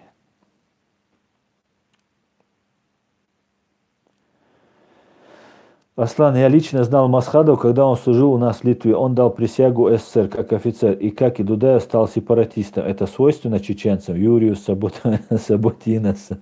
Это 100% это боты. То ты стыдно тебе за русских было, да, если это ты был, по-моему, Субботинос. То теперь тебе свойственно чеченцам, сепаратистам. Во-первых, на тот момент, когда Дудаев приехал в Чечню, уже такого государства, как СССР, не существовало. Да? Присягу, которую они давали, они не нарушили. Это раз. Это не свойственно чеченцам.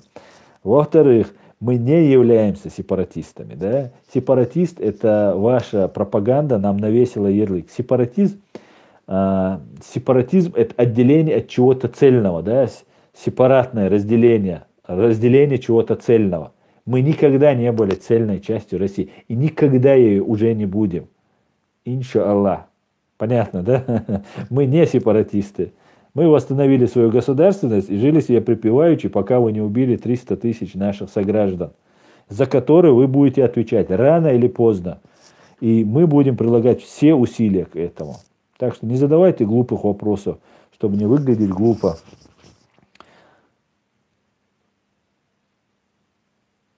Колхозник Вамачева разозлился. Я пропустил колхозник. Так, Юртер колхозник. Аслан, только сейчас увидел твой эфир. Так разозлился, что пропустил уже 110 минут. Да, я кацаю. Так, Олсом бывал. Аслан, молодец. Ты продолжай в том же духе. Париж, шалажи. Так, фильм «Мандолины» сильные. Да, я видел этот фильм «Мандарины». Там, где грузины и чеченец, они подружились. Два врага потом подружились. Наемник чеченец и грузин, который защищал свою родину. Да. Так и есть на самом деле. Нам нечего делить.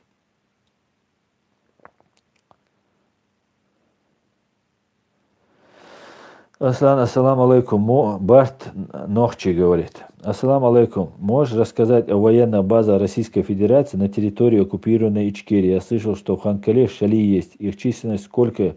Если есть инфа, можешь снять об этом ролик. Я не знаю, алейкум салам, Барт Нохчи. Я не знаю их численность. Их численность, конечно же, она скрывается. Но Аслан Ахмед Закаев говорил о 150, если я не ошибаюсь, тысячах на территории Чечни, или 120 тысячах на территории Чечни, оккупационного контингента, и по периметру еще около 100 тысяч, там Дагестан, Ингушетия, Осетия, вот так они нас обложили. Так что я не могу сказать по этому поводу. ФСБ России. Аслан, предлагаю снимать чат-рулетку в прямом эфире. Нет уж, там такой неадекват, что мой формат это не позволяет.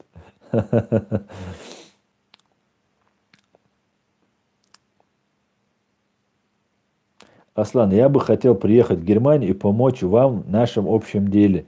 Нохчи 95 говорит. Нохчи, приезжай. И дома помочь нельзя, ну, тут надо. У нас каждый человек нам необходим. Так.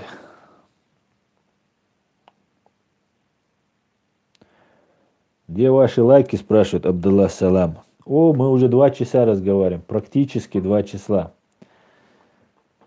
Так, бандита с гроб нет. Не смотрю. Мы тоже приедем. Приезжай в ФСБ. Так, как думаешь, говорит Барт Ночи, думаешь, если бы начался бунт в Чечне, то они бы спасли шкуру Кадырова? Конечно, они для этого там находятся. Они будут. Бунт, если по всей России начнется, и Россия с Москвы даст приказ выводите, да, то, конечно, тогда он им тоже не нужен, если власть в России сменится. Новой власти он точно не нужен.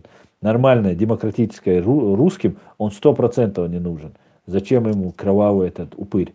Они лучше с Закаевым найдут общий язык, который уже, в принципе, они находят. Тот же Илларионов, тот же Пьянтковский и другие. И мы нормальную свою власть установим. А этот, конечно, ни в коем случае никому не нужен. Он просто идет ва-банк.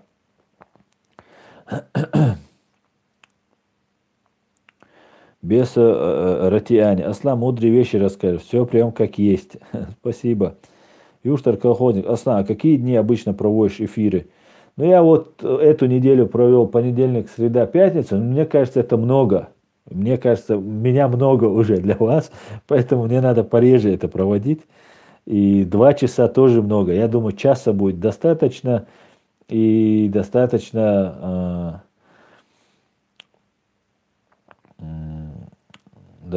часа и 2 раза в неделю. Или 1 раз в неделю, мне кажется, будет достаточно. Горганян. Аслан, ответьте, чеченцы боролись за независимость. Поддерживаете ли вы армян Арцах, которые боролись за выход из состава АЗ СССР? Состава Армянской ССР, да? Или я не понял. Ну, я его поддерживаю всех, кто не хочет тирании и узурпации власти. Каждый народ имеет право на самоопределение. Это основной принцип международного права.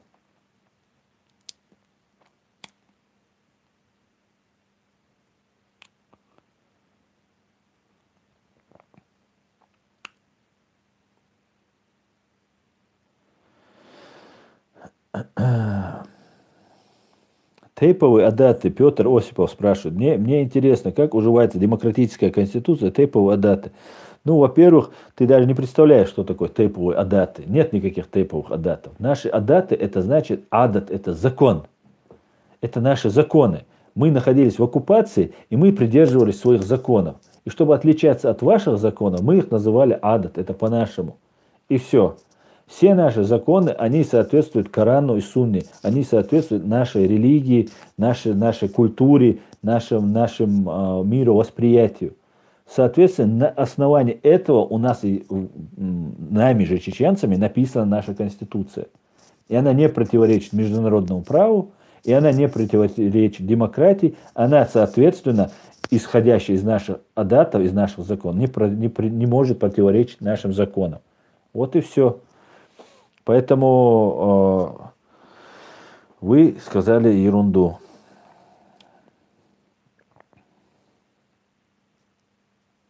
Аслан, 1:30 2 раза в неделю, Абдуллах Салам говорит. 1:30 2 раза в неделю делать. Ну, тоже, да, можно так, можно 1 раз в неделю сделать. Ну, уже все, мы уже 2 часа говорим. Аслан дал эхту бойла, гость на планете. Дерейс холь дал садоль. Я гость на этой планете задонатил. Басаев это преступник. Вам должно быть стыдно быть, если называете его героем чеченов. Думайте рационально, а не как пещерного националиста. Венга Лайв говорит. Басаев преступник, да. Это ты преступник.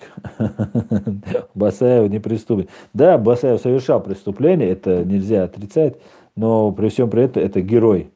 В военное время, в тяжелейшие условия, когда его народ находился в состоянии геноцида, он делал все, что мог. Я не знаю, кто ты, какой ты стране принадлежишь. Вот если ты скажешь, я тебе отвечу. Эдуард Мамедов, Ходорковский, зашкварный комсомолец. Да, я думаю, там не без участия КГБ все это дело. Он стал таким богатым.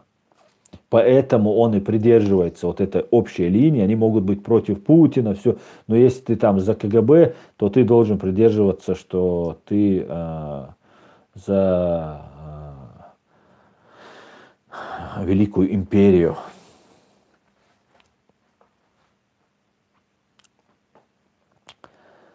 Так, ну все, господа хорошие, давайте закругляться.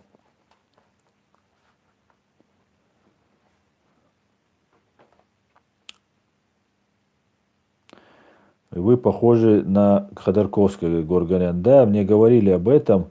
И еще мне говорили там на Николаса Кейджа, начали мне говорить, когда я тут был.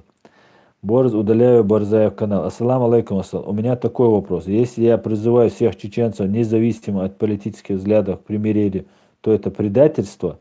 Ва алейкум салам, Борзаев. Что ты имеешь в виду? Если ты призываешь их отказаться от нашей государственности и нашего суверенитета и быть в составе России, что это предательство. Да, ты предаешь наше государство. Представь, русский призывает Гитлера или гитлеровцев, давайте жить дружно.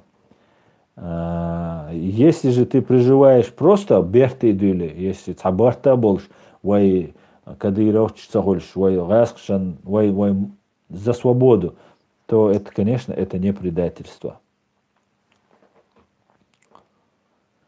Макс Гартнер. Басаев тот, кто потушил много оккупационной ваты. Он был ужас для рашиста. Да.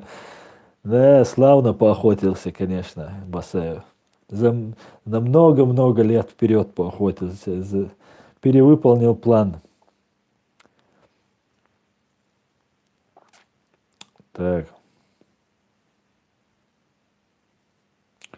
Так, Барт Нахчи. Аслан, последний вопрос. Считаешь ли ты, что ФСБ самое ликвидирует кадыровцев до того, как успеют наказать сами чеченцы? Ну, вполне возможно, если будет необходимость, то, конечно, это произойдет без сомнения. Без сомнения.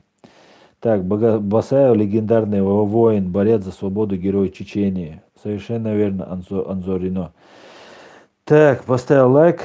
Алан Бакер подписался, поставил лайк. Буду следить за эфирами. Чат рулетка неинтересно. Все, Алан Бакер, понял тебя. Все, приятно было со всеми пообщаться, ответить на ваши вопросы, как смог. Извиняюсь, если кого-то обидел, не прочитал вопрос. Обязательно в следующий раз отвечу.